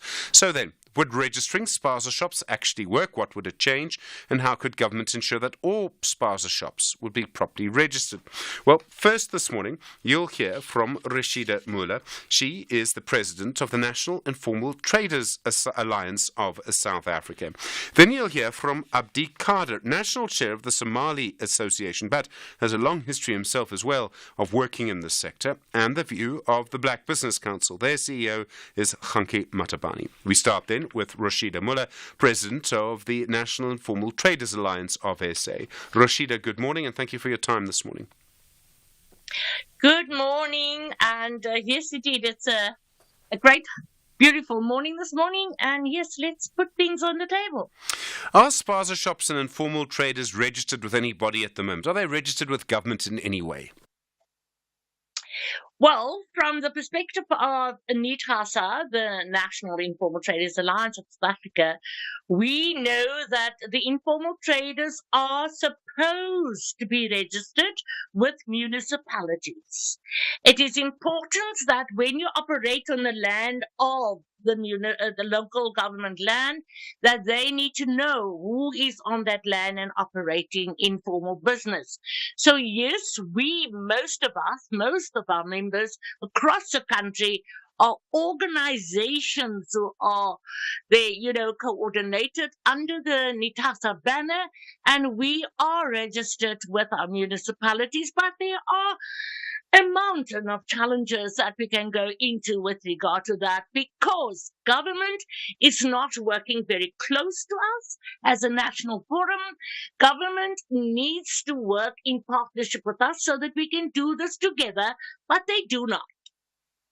So does that mean then that, people don't go and voluntarily register? They find it difficult to register. Maybe there's no point in registration because you get nothing for it. There's no protection for you. Are those some of the problems?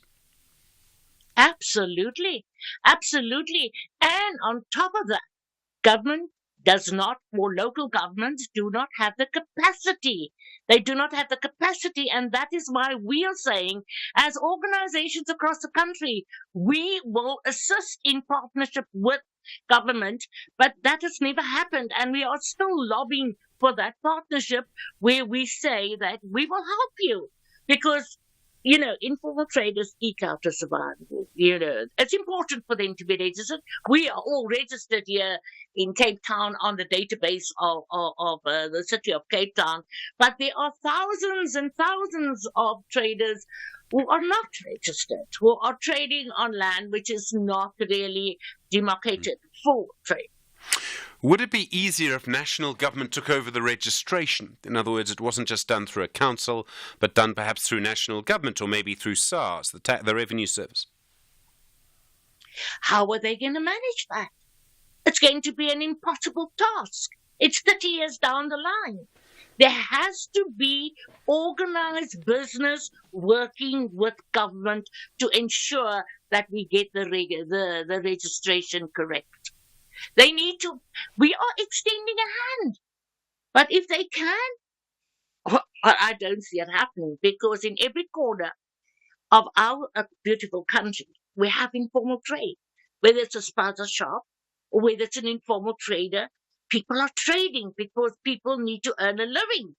However, there has to be control, because I do believe that there are many spaza shops who needs to have the CRM systems where they have the customer relation management systems in place, because a lot of them do make a lot of money, and is that money going through the tax base? I do believe that we're losing a lot of money there, but I don't know how they're going to control it unless they talk to organized business, whether it is Abdikader's organization, whether it's NITASA, whether it's black business. We need to participate in organizing what we're talking about now. So at the moment then, if you buy something from an unregistered informal trader, you wouldn't know if that trader is registered or not. I mean, there's no way for anyone to know, right? Absolutely.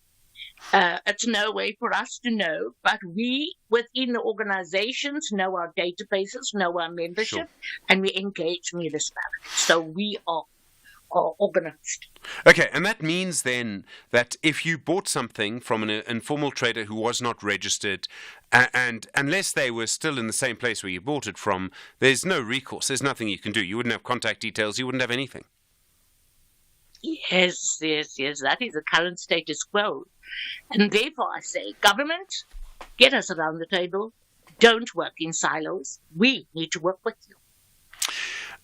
The other thing is that if there was a big registration campaign, would it open up informal traders to abuse by police officers or council officials or someone like that? People would say, I won't register you unless you give me this, or to be registered you need to have to do that.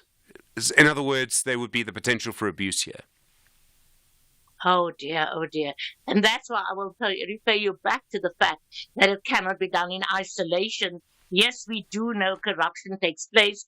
A lot of our informal trade organizations' leadership complain that municipalities, take the backhand things, and you all of a sudden you find someone on the trading bay that you don't know, that is not part of the group or not part of the association, and that. But it is only through collective bargaining, collective partnership that I am stressing that these matters will be resolved slowly, because it's 30 years later. Thank you very much indeed. I really appreciate the time. Rashida Mullers, the President of National Formal Traders Alliance of SA. You with SFM, 19 minutes now to 9 the time. Continue your mediated conversation this morning around whether spaza shops could or should be registered. Abdikader Mohammed is the Executive Director of the Somali Association of South Africa. Abdikader, good morning. Good morning, Stephen, and good morning to the listeners. Do you believe all spaza shops should be registered? Would you prefer to see that, or do you think it could not happen? First of all, Stephen, we believe in the rule of law, and we want all businesses in the country, irrespective of the owner's nationality, to respect and adhere to the country's laws. But you might debate that there are a lot of concerns that we have with regards to the stated policy that you just mentioned. What would those concerns be? We believe that there will be concerns of discrimination in terms of the intervention. We believe that it should apply equally to South Africans and foreign-owned businesses. If it doesn't do that, it amounts to discrimination against foreign business owners. Should the state wish to audit shops, for example, it must do so in respect of all spaza shops, whether South African or foreign-owned, and ensure that all are tax compliant and adhere to health and immigration regulations. We also believe that some foreign-owned businesses might be targeted by corrupt or xenophobic officials. There should be, therefore, an appeal process that traders can turn to in the event they wish to appeal the unlawful or unfair closure of their shops. We also believe if the state should keep the information gathered confidential, because records and details of foreign-owned shops should not get into the hands of the wrong people who might use them to locate, identify, and attack or threaten foreign-owned businesses. We also believe that there is a concern that South Africa has high levels of unemployment and a stagnant economy at the moment. The intervention, we believe, threatens to worsen the country's economic conditions by adding bureaucratic red tape. And furthermore, many South African landlords, wholesalers, employees, and suppliers, and low-income consumers rely on foreign-owned spaza shops. Any intervention that significantly disrupts foreign national spaza shops stands to harm many other stakeholders. Okay. We also I'm sorry to interrupt you, but I think we understand most of what you're saying, and I think we've heard you. I have to ask. I mean, I think many people listening will say that you say that foreign nationals and South Africans should be treated in the same way, but they will say this is South Africa, so why should they be treated in the same way? I think the South African laws really explain why they should be treated the same as South Africans. There's no law that says non-South Africans should be treated differently. The law makes everyone equal, and everyone in the country, whether foreign national for a short period in the country or someone who is a refugee or asylum seeker, is protected by the same law that protects South Africans. One of the questions in this debate, and it comes up all the time, Abdikader, and I'm sure you've heard it, we've spoken about it on the radio, people have asked this question, is why is it that there are so many foreign nationals involved in spaza shops and informal traders? And I realize that it can be hard, because there is no registration, it can be hard to get proper numbers. But certainly, people tell us all the time that there are many foreign nationals involved in this space. Why do you think that is? I think, first of all, people need to understand that South Africa is a country that doesn't have any laws of encampment or putting refugees and asylum seekers in refugee camps. And as a result of that, the South African government doesn't give refugees, asylum seekers, and migrants any kind of support, livelihood support, and people tend to turn to where they can be able to earn a living. And the foreign nationals you're talking about, most of them and all of them, let me say, are people who are poor, just like the local South Africans who are poor in the townships. And they go to where they belong. They belong to where the poor people live. They belong to those people who are hustling. They also hustle to make a living because government doesn't provide them anything. And instead of begging and standing in the streets and asking for anything and, sitting outside, they do something for a living. They try to make a living. And that is the only way they can make a living. And some communities even have the entrepreneurship spirit in their system, where they are used to the trading. And in some countries where some of these nationalities live, they do big businesses. They don't even do spaza shops. And spaza shops are not such kind of businesses that people tend to be telling their businesses. This is just another way of surviving. It's another way for them to put bread on the table. Okay, so I understand all of that, and I suppose what surprises me is that I would think that a South African would have an advantage in trading in a community in South Africa. And yet it seems that, in fact, people who do represent foreign nationals seem to be able to compete so strongly. Do they do business in a different way? Do they sell different things? I think they don't do business in a different way. I don't think they sell anything different because the products they sell are South African products. No one brings anything from outside. And I think it's just a matter of working hard, and it's just a matter of being committed. And it's also a circumstance situation where they are forced to be able to earn a living in this way. It's a very difficult kind of way of living. Many people think that spaza shop owners or people doing, running spaza shops in the townships are living a very good life. They are struggling. They have these daily attacks, these daily business robberies, and they live a very difficult life.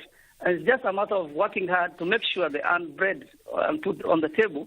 The other issues with regards to why do they do better is a very whole kind of debate. It depends on where the person comes from. It depends on the history of the person and even the background. And many business people we know who run small spaza shops, their fathers are traders, their grandfathers are traders, and this is just something that they come with as they go by wherever they go, and not only in South Africa, but many other countries as well. So are there networks that people arrive and plug into, and through that network they're able to get their first shop and then, a bigger shop, and then they help the next person that comes? I think maybe that takes us to the history where people started from. So since independence, there are people who arrived in 1995, even some of them 1994. They never had spaza shops.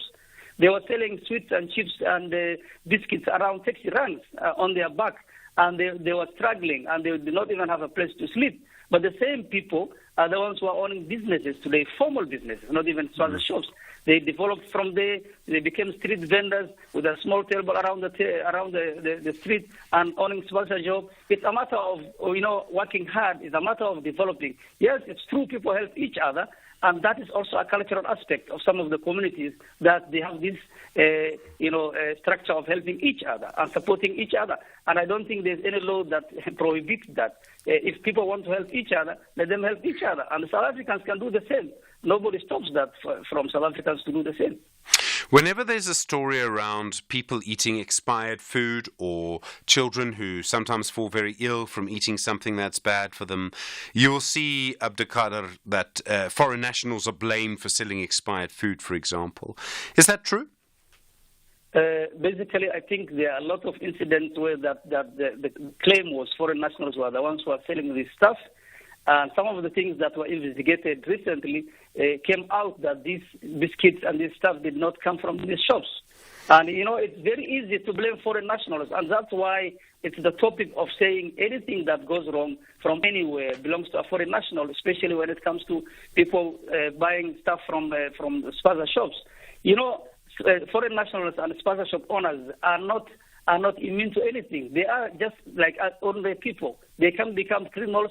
They can commit crime. They can make mistakes. They can do anything just like the South African does. But it becomes unique and it becomes very unacceptable when something comes from the foreign national side. And that is what surprises us. Because foreign nationals are ordinary human beings like the South Africans. South Africans commit crimes. foreign nationals do, but in the aspect of sponsorships, I think it's taken out of proportion. Abdikader Mohammed, thank you, Executive Director of the Somali Association of South Africa. Well, in a moment, sponsorships and registration. We'll hear from the Black Business Council CEO, Hanki Matabane. You're with SFM 10 minutes to 9. SAFM, guiding you through the rush hour traffic. Quite heavy getting through mid-Rand, both directions in fact, but if you're in the big volume, that is Joburg bound. There's a broken down vehicle before Allendale Road, so heavy queues right back through to Samrand this morning, that's big, and then there's a breakdown heading north at Allendale, so quite heavy backlogs getting through Buccleuch, N1 from Rivonia, N3 from Limbro Park, Mike 1 from Woodmead into Buccleuch, and then all the way through very slowly towards that obstruction at Allendale Road. Also a collision on the Kelvin Drive before Woodlands Drive, so some delays in that part of northern Joburg, and the earlier crash that we had down by Protea Glen on the N12 seems to be resolved, and that traffic backlog starting to move through. Durban, here's the big one. A truck is jackknifed on the M7. It is having an impact both directions between Belleville Road at Queensborough and the N2 highway, so motorists being urged to avoid travel on the M7. If you need to go between Pinetown or North Dean and the Bluff, either direction, stay off the M7. There's a really significant backlog of traffic there. Just a heads up about the closure on the N3 today between Tugela Plaza and Van Rynens Pass. Eskom are doing some overhead line works, and they'll have 30-minute intermittent full closures between now and 4 p.m. this afternoon of that section of the N3. So you might get through between Tugela and Van Rynens Pass unimpeded. You might get there during a closure. You might be halfway through. You might get there at the beginning. Probably the longest you'll wait is about 30 minutes at various times today. And then Cape Town, heavy on the N1 inbound through pretty misty conditions towards the elevated freeway. A crash coming out of Hout Bay on Victoria Road near Seikabosi, causing some big delays back in the Hout Bay area. Rob Byrne, SAFM Traffic. Mediated conversation on SAFM. 8 minutes now to 9. The time continuing your mediated conversation around whether spaza shops should be registered. As you've heard, many of them are. Many of them, of course, are not. And you've heard as well a strong defence for spaza shops. Hanki Matabane is the CEO of the Black Business Council. Hanki, good morning. Good morning, Stephen, and good morning to SAFM listeners. Obviously, formal businesses, you represent many of them, they have to be registered. Spaza shops, in some cases, are registered, in some cases are not. Do you think that gives them an advantage? Do you want all spaza shops registered with government in some way? Yes, thank you. We do agree with the belief that the spaza shops and basically all the businesses should be registered for different reasons, because if government wants to legislate or regulate or control or monitor or do some inspection on spaza shops, they must know where they are, who owns them, and all those type of things, so that in case there's an incident, and that's why, for example, if you're planting food or anything else, there must be like a certificate so that you can trace it back in case something happens. Because at the moment, if something happens and people maybe eat expired food and then they get sick, it becomes very difficult to trace this thing back to where it comes from. Because then if you want to solve this problem, you must be able to know this comes from A, and then so that you can deal with the problem at A. And I think the other issue is that maybe people are afraid of registering because they think the first rent you make, you pay tax. And that's not true, because you have to reach a certain threshold before you can pay tax. Just like individuals, not all individuals who are working pay tax. Depending on how much you earn, you may not even be required to pay tax, but be registered so that we know how many spaza shops we have in South Africa, and then we can be able to monitor them, and then also it will help in case government wants to regulate and say the spaza shops of a certain turnover or the certain income can only be South Africans, or can only be owned by South Africans, because you do those type of things from the data that you get. So, Hanki, I mean, I hear all of that, and there's a very strong argument for registration. It only works, though, if government actually follows up. And so if, for example, there was some reason that you had to go and trace back the owner, government would have to actually have looked after those records. Someone currently in the council, I suppose, would have to actually go and do something about it. And I hate to say it, Khanki, but I don't know if anyone believes that government will do those things. So, yes, we might end up with registration, but after that, nothing happens, is my question. Yes, hence, this must not necessarily be so this must form part of a bigger plan to say this is where we want the our sponsor shop to be. We want them to grow to be SMMEs, to be medium companies, and let's register them so that they can also participate in certain incentives. So when you do that, then you must also then capacitate the inspectorate. I agree with you. Currently, I don't think there's capacity to inspect. That's why people are doing as they wish. So it's important that then government must make sure, whichever level of government, municipality, province, or national, must ensure that there are enough inspectors to be able to go around and making sure that people comply to the laws. Because otherwise, if you develop legislation and laws and then no one monitors them, it's more the same like you don't have those legislation. So it's important that government must develop that capacity to monitor. Who do you think the registration should be with? At the moment, it's generally councils. That seems to work well in some places, not in others. You could do the province as well. You could do national government. And I mean, there are arguments in lots of different directions. Councils manage local spaces, so it should probably be them, and that's why it was them. Councils also lack capacity to do very much, as we know. And so you could make an argument maybe it's national government. But I don't know if national government could really get a handle on the whole country when it comes to spaza shops. We're talking about hundreds of thousands of outlets. Yeah. Ideally, in South Africa we've got CICP, which is a registration of all companies.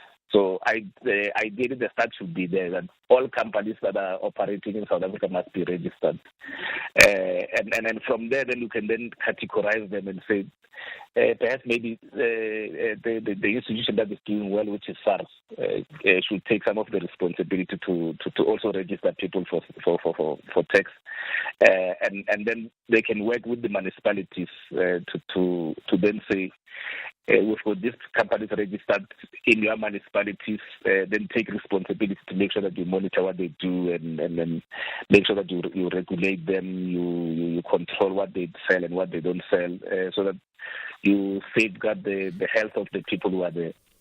Do you think after all of this, Khanki, anything's actually going to change? Do you think government's actually going to be able to do what it says it wants to do? And I can see all sorts of reasons to believe that it may not, but I think it's also just still, for various reasons, very easy for anyone to set up a small business on a shop corner and supply people who are walking past.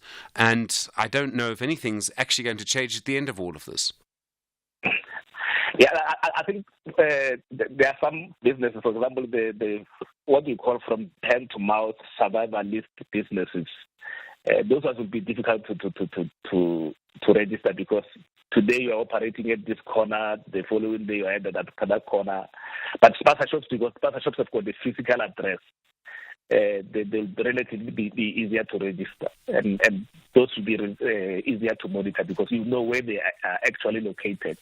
Unlike the from hand to mouth ones where people are selling fake cooks and selling all the type of things at the corners, because those ones they can move at any time, so it will be very difficult to monitor.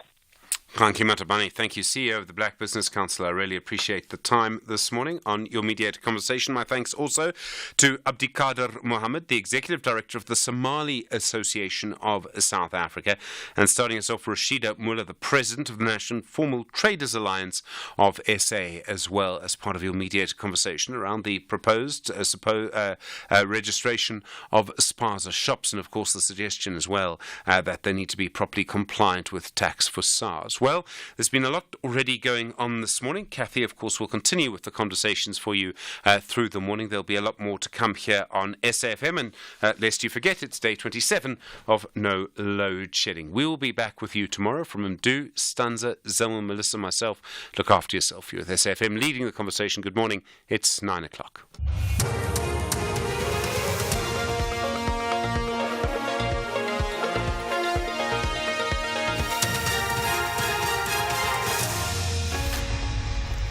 In our top stories, thousands of unclaimed bodies in government mortuaries and reports of load shedding used as an electioneering tool dismissed. Good morning. Health Minister Dr. Joe Patla says there's over 2,000 unclaimed bodies in government mortuaries countrywide. The minister was responding to a parliamentary question. He says KwaZulu-Natal has the highest number of unclaimed bodies. The Chief Director for Hospital Services in the Health Department, Dr. Rilebuhile Ncha, says the identification of bodies takes a while to be completed before they can be buried as paupers. It can literally go from about 7 days to about a year or so that the bodies are remaining there. And I think the main reason is that in the identification process that we're trying to follow does take a bit of a while because we have to include or involve SAPS in it, where they try to assist us with fingerprints. So that process of trying to identify them before we take them as proper burials does become a bit of a long period of identification that takes place. In election news,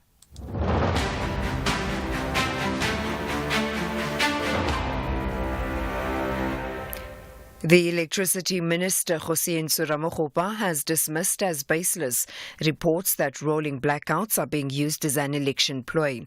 He has urged members of the public to instead focus on Eskom's efforts to further reduce rolling blackouts. For more than 3 weeks, consumers have been enjoying one of the longest periods free of rolling blackouts in years.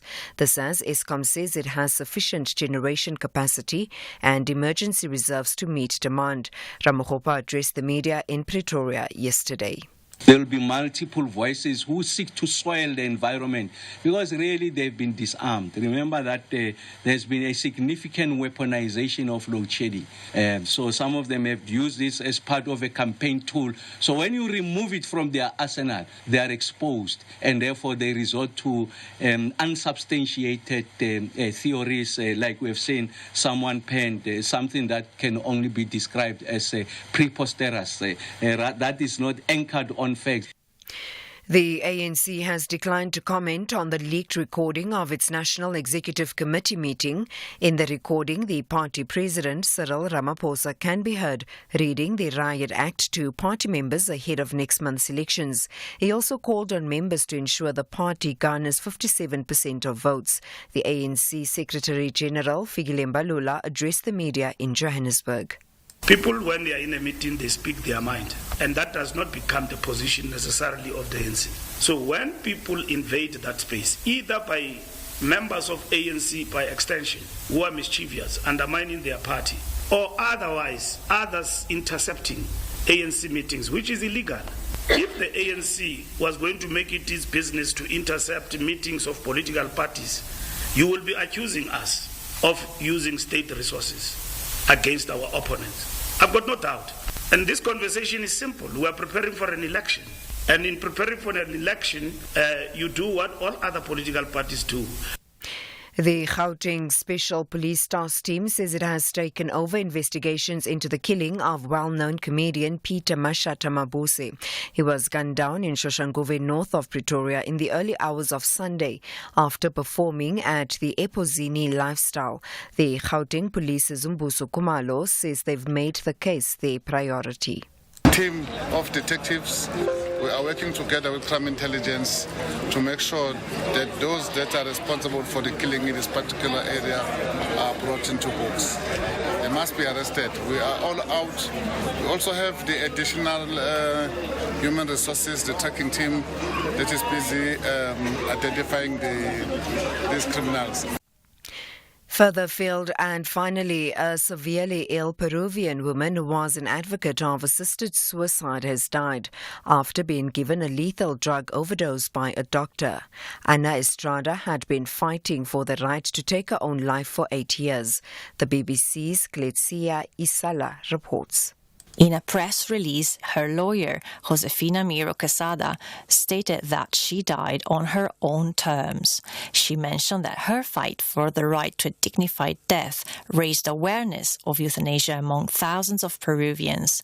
The Supreme Court's decision to grant Ms. Estrada an exception to the national ban on euthanasia in 2022 was unprecedented. And Estrada suffered from an incurable disease that weakened her muscles and confined her to bed for years. Recapping the top story, the Health Minister, Dr. Joe Butler, says there's over 2,000 unclaimed bodies in government mortuaries countrywide. The Minister was responding to a parliamentary question. For SAFM News, I am Anne Musa. SAFM 104 to 107 nationwide. Leading the conversation. For 120 years, Rhodes University has shaped history. From Sir George Corey's pioneering 62 conversations capturing the early history of the Eastern Cape, to the first email to be sent in South Africa, and now leading the way in nanotechnology. Rhodes University is more than an educational institution. We are a legacy in motion. Be part of the evolving legacy. Rhodes University, where leaders learn. Lindelani ladies are on a massive search for 3 points, but TS Galaxy ladies say they will travel back from eThekwini with a song of jubilance. This is the Hollywood Bet Super League. Witness the queens of the beautiful game, Lindelani Ladies FC versus TS Galaxy Ladies FC, on Sunday 28 April at 11 a.m. Live on SABC Sport on DTT Channel 4. Also available on SABC Plus and SABCSport.com. Hashtag We Love It Here. Proudly brought to you by SABC Sport. For the love of the game. SAFM has signed a code of conduct that is enforced by the Broadcasting Complaints Commission of South Africa. Under the code, we are committed to giving news that is accurate, comment that is fair, and programming that is not harmful, does not amount to hate speech, or contain violence or explicit sex. If you think we are not living up to that code, then you can inform the Broadcasting Complaints Commission of South Africa. Direct any complaints in writing to the Broadcasting Complaints Commission of South Africa. PO Box 142365, Craig Hall 2024. Fax to 011-326-3198 or an email to bccsa@nabsa.co.za. For more information, please visit www.bccsa.co.za. Top Sport with Michael Abramson. Formula One correspondent, Prince Ndiweni, what it's like to have the Chinese Grand Prix back on the calendar. But why has it taken 5 years to put it back effectively? Yeah, I think during the aftermath of COVID-19, you also saw a bit of a rift in terms of the communication between Formula One and the promoters of the race in China. So there was difficulty in terms of securing the contract and all of those things and getting back to Shanghai circuit. But I think over time, things sort of got back together and got smooth again, and then China was able to negotiate and they went back onto Formula One again. Top Sport on SAFM.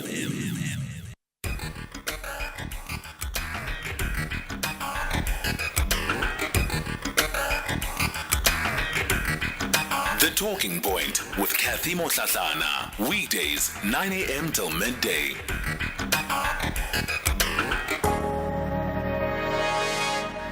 I represent something in the struggle which is a white radical who has been prepared to give up a life of privilege in order to make common cause with the aspirations of black people, even at the risk of life and limb. I think this is what has engaged the blacks. Sasol played a very important role in giving the people, the young generation, the kind of feeling that however long it takes and however difficult it is, we can do it. And I would like to think that I have made a useful contribution to the struggle. But the kind of exaggerations which have been stated about my role, they are designed to take away from the blacks the capacity to run their own struggle, to play that kind of dominant role.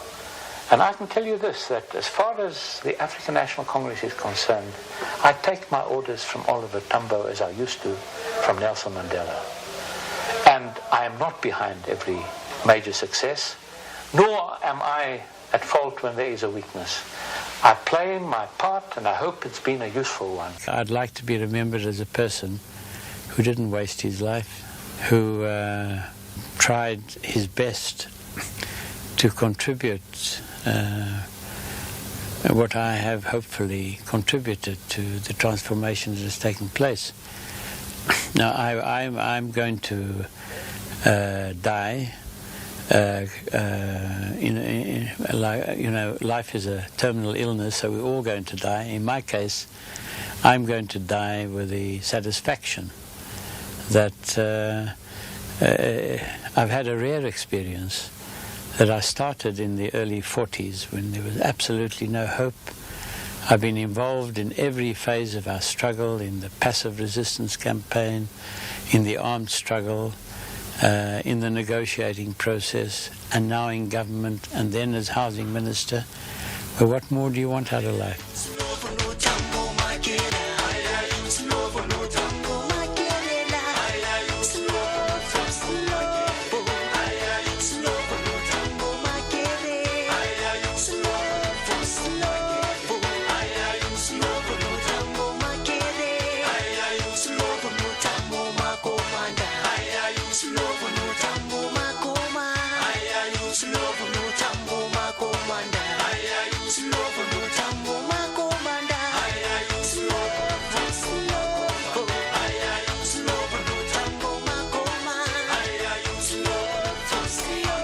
It's 11 after 9 o'clock. Welcome to the Talking Point. I'm Kathy Mutlatlana, and as always, I'm with you until midday.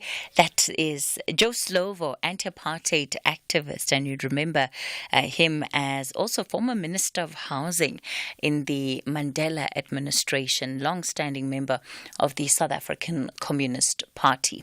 Welcome to the show. Coming up on the show today, we will kick it off on the open line, your national roundtable. I'll be taking your calls for this Tuesday morning. Remember, it is your opportunity to raise whatever matters of national interest that you want to put on the table for us. So we'll be getting straight into it. On 086 000 2032, which is the number to dial, 086 000 2032. On the WhatsApp voice note line, 0614 104 107. So that's what we'll do in the first hour of the show. In the second hour, we're talking finance with Brian Hirsch, and we're going to be taking a look at something quite interesting today, which is described as the sandwich generation. So are children supporting their parents, or are parents supporting children? Now, of course, when we talk about children, it's adult children in this instance, not children.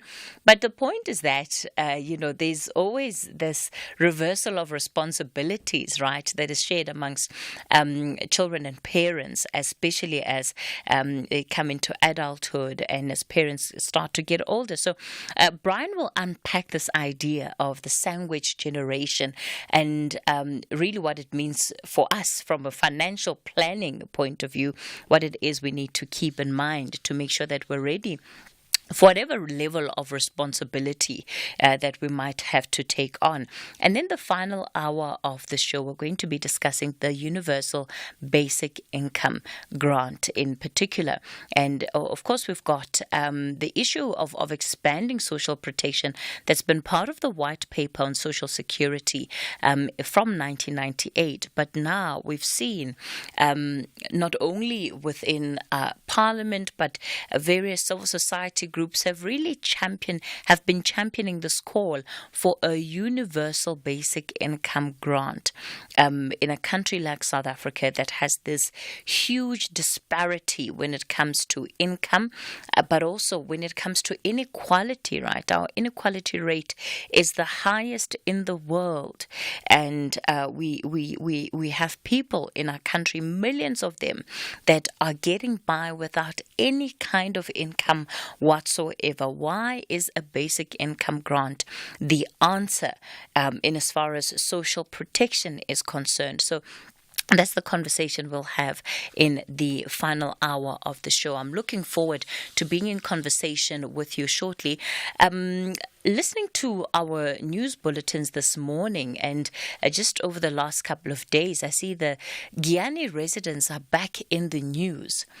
Can you guess for what? Well, no surprises, hey? They're back in the news because guess what? They are still crying over issues of water. I mean, how long has it taken for this issue to be resolved? How is it that it has been allowed to take so long? I remember 2016 elections. The people of Giyani were promised that they were going to have water. It's over 10 years after the fact. And those residents are still crying about the same thing. So we've had a number of ministers, right, that have come into the portfolio of the Water and Sanitation Department. And so when Minister Senzo Mchunu came in, of course, he talked about the cleanup, and there were the SIU investigations that also then were taking place. And he made a commitment to the people of Giyani that the water reticulation system would be switched on by the end of December last year. I had him on the show in December when he made this commitment. We had this interview on the 6th of December 2023. And this is what he had to say. And please remind yourselves of the fact that we are on the 23rd of April 2024. So it's about 4 months after the fact. This is what he had to say in December about the Giyani Water Project. When is the end of the year?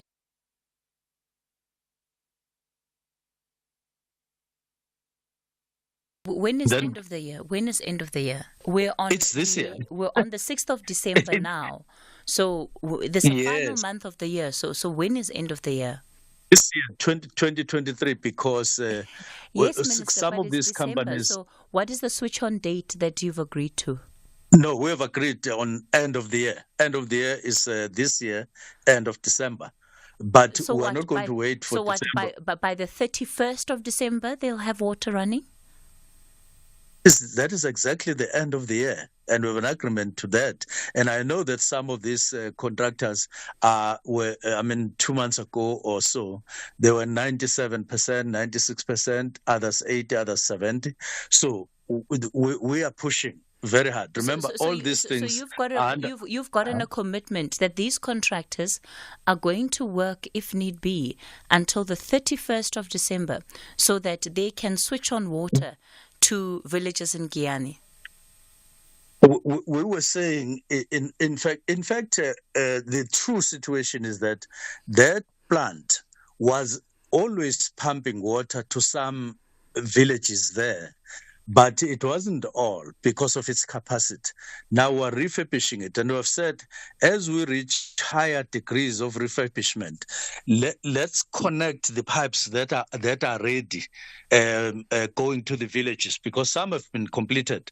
So instead of waiting for 100% refurbishment of the plant, so as I'm talking to you, it's not like no one is getting water in Giyani. They are getting water. So Minister, that is a fact. Minister, yes. I'm talking about the commitment that you say you've made with service providers that by end of the year, which is the 31st of December 2023. Yes, it will be switched on.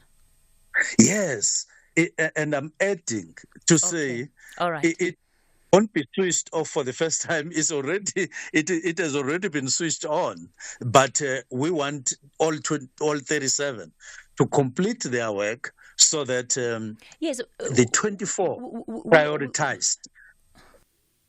All right. So that was part of the conversation. You heard it for yourself. By the 31st of December, we're now on the 23rd of April, and still that those villages have not had their water switched on. The reticulation of that water has still not come on board. So what is it? A case of more promises?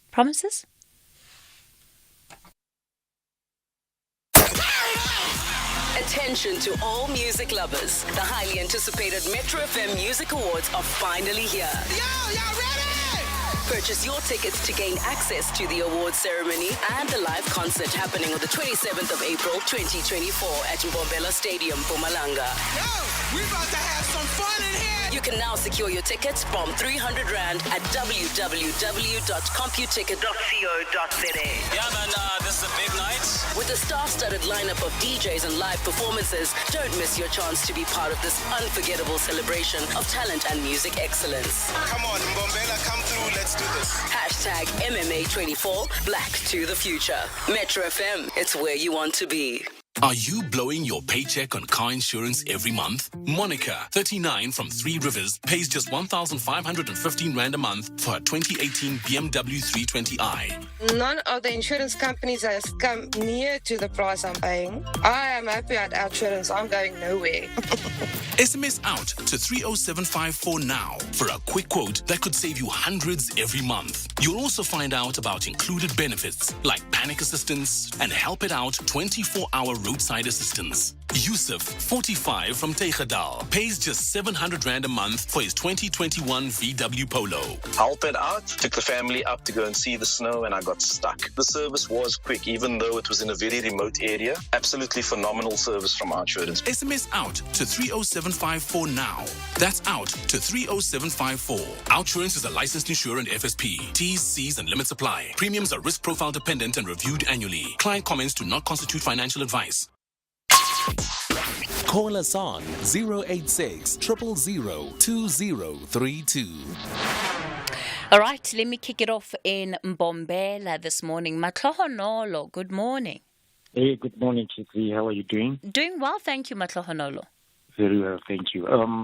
This morning I just want to comment about the informal traders. I'm actually drawing my submission from the discussion I had this morning with Stephen that we want to introduce tax on the informal traders, and I felt like what an unfair treatment that the government is giving to these informal traders in South Africa, more especially now that we are in a Freedom Month. It felt unfair to me that the only sector that really is dominated by black people who are mostly marginalized, trying to just make an economic sustainability, job creation for their communities and to support their families. Now they want to really suppress this sector by introducing taxes. And also how it's becoming very difficult for these informal traders to do business around the townships because of these bylaws that we have seen. I will comment about where I'm staying now in Mbombela, where I've seen many times look at these authorities gunning after these informal traders, taking their goods just because they don't have permits to do trade, which I feel like it's very, very unfair. It really questions the logic of our leaders. How can they marginalize the small sector? Black people are only owning 20% of the economy in this country. And they are still gunning for the very same people whom they were supposed to be supporting and ensuring that they uplift the sector. Many people argue the fact that, they sell illicit goods or food and all that. But what about these big entities? We've heard about Nestle recently, the Benelin, and many years ago there was this listeriosis outbreak which came from these big entities. And just selective cases where we have seen informal sector making mistakes, selling expired food, they're coming after them. I feel like it's very, very unfair. It's something that needs to be reconsidered because it's marginalizing the very few, it's actually the majority that are trying to survive out of this sector. Yeah. You mentioned the issue of universal basic income that you'll have a discussion on. And most of these people are not even making the basic income, that is prescribed by the law. Some of them, they can live out of 1,500, which is way below the basic income fraction. You understand my point? And Matlohonolo, the reality is that even though informal traders may not necessarily pay income tax in the way that corporates do. They pay VAT, and that in and of itself is still tax, And you're right when it comes to the protections that the sector needs. So yeah, it's going to be interesting to see how any potential tax regime around informal traders will be put in place. And the most interesting part about the tax in South Africa, we know how government is spending the taxpayers' money. Imagine taking from these people and then spending the money on corruption and not benefiting the very same communities. It is very, very unfair because we know that they will collect this tax, but what will be the ultimate result of how they use it? It's going to be spent on the few and while the majority are suffering, which I felt like totally unfair. They should reconsider that decision of introducing taxes and also make it easier. They must stop. They must gun for crime in this country. Where the impact, sorry, Matlahonolo, the impact of, let's say, curbing illicit financial flows will have a greater impact on this country's coffers almost immediately than, trying to get informal traders to pay tax simply because of the amount of money that we're talking about. So, yes, by all means, if a tax regime is considered to be the best thing to do, then what's good for the geese must be good for the gander. We must see that same level of effort applied to corporate South Africa and to those individuals that are intentional about taking their money out of the country illegally. So, absolutely. All right. Yeah. Okay. Thank you very much, Katie. All right, Matlahonolo, thanks for that call. And as Matlahonolo is speaking, it reminds me of one of our colleagues here at the SABC. I won't mention who they are, but this colleague uses taxis to get to work, and every day they have to go through Bree Street, taxi rank in the Joburg CBD. And what he always says is that the Metro Police in the CBD and some of the crime wardens that are there, the Amapanya, he says he often sees them in the area. And what they will do is that they will go to the informal traders, ask them a couple of questions, and they don't ever follow through on anything, but instead, if they chuck them off the side of the road, they do that and they will take they'll take their stuff and they literally just start eating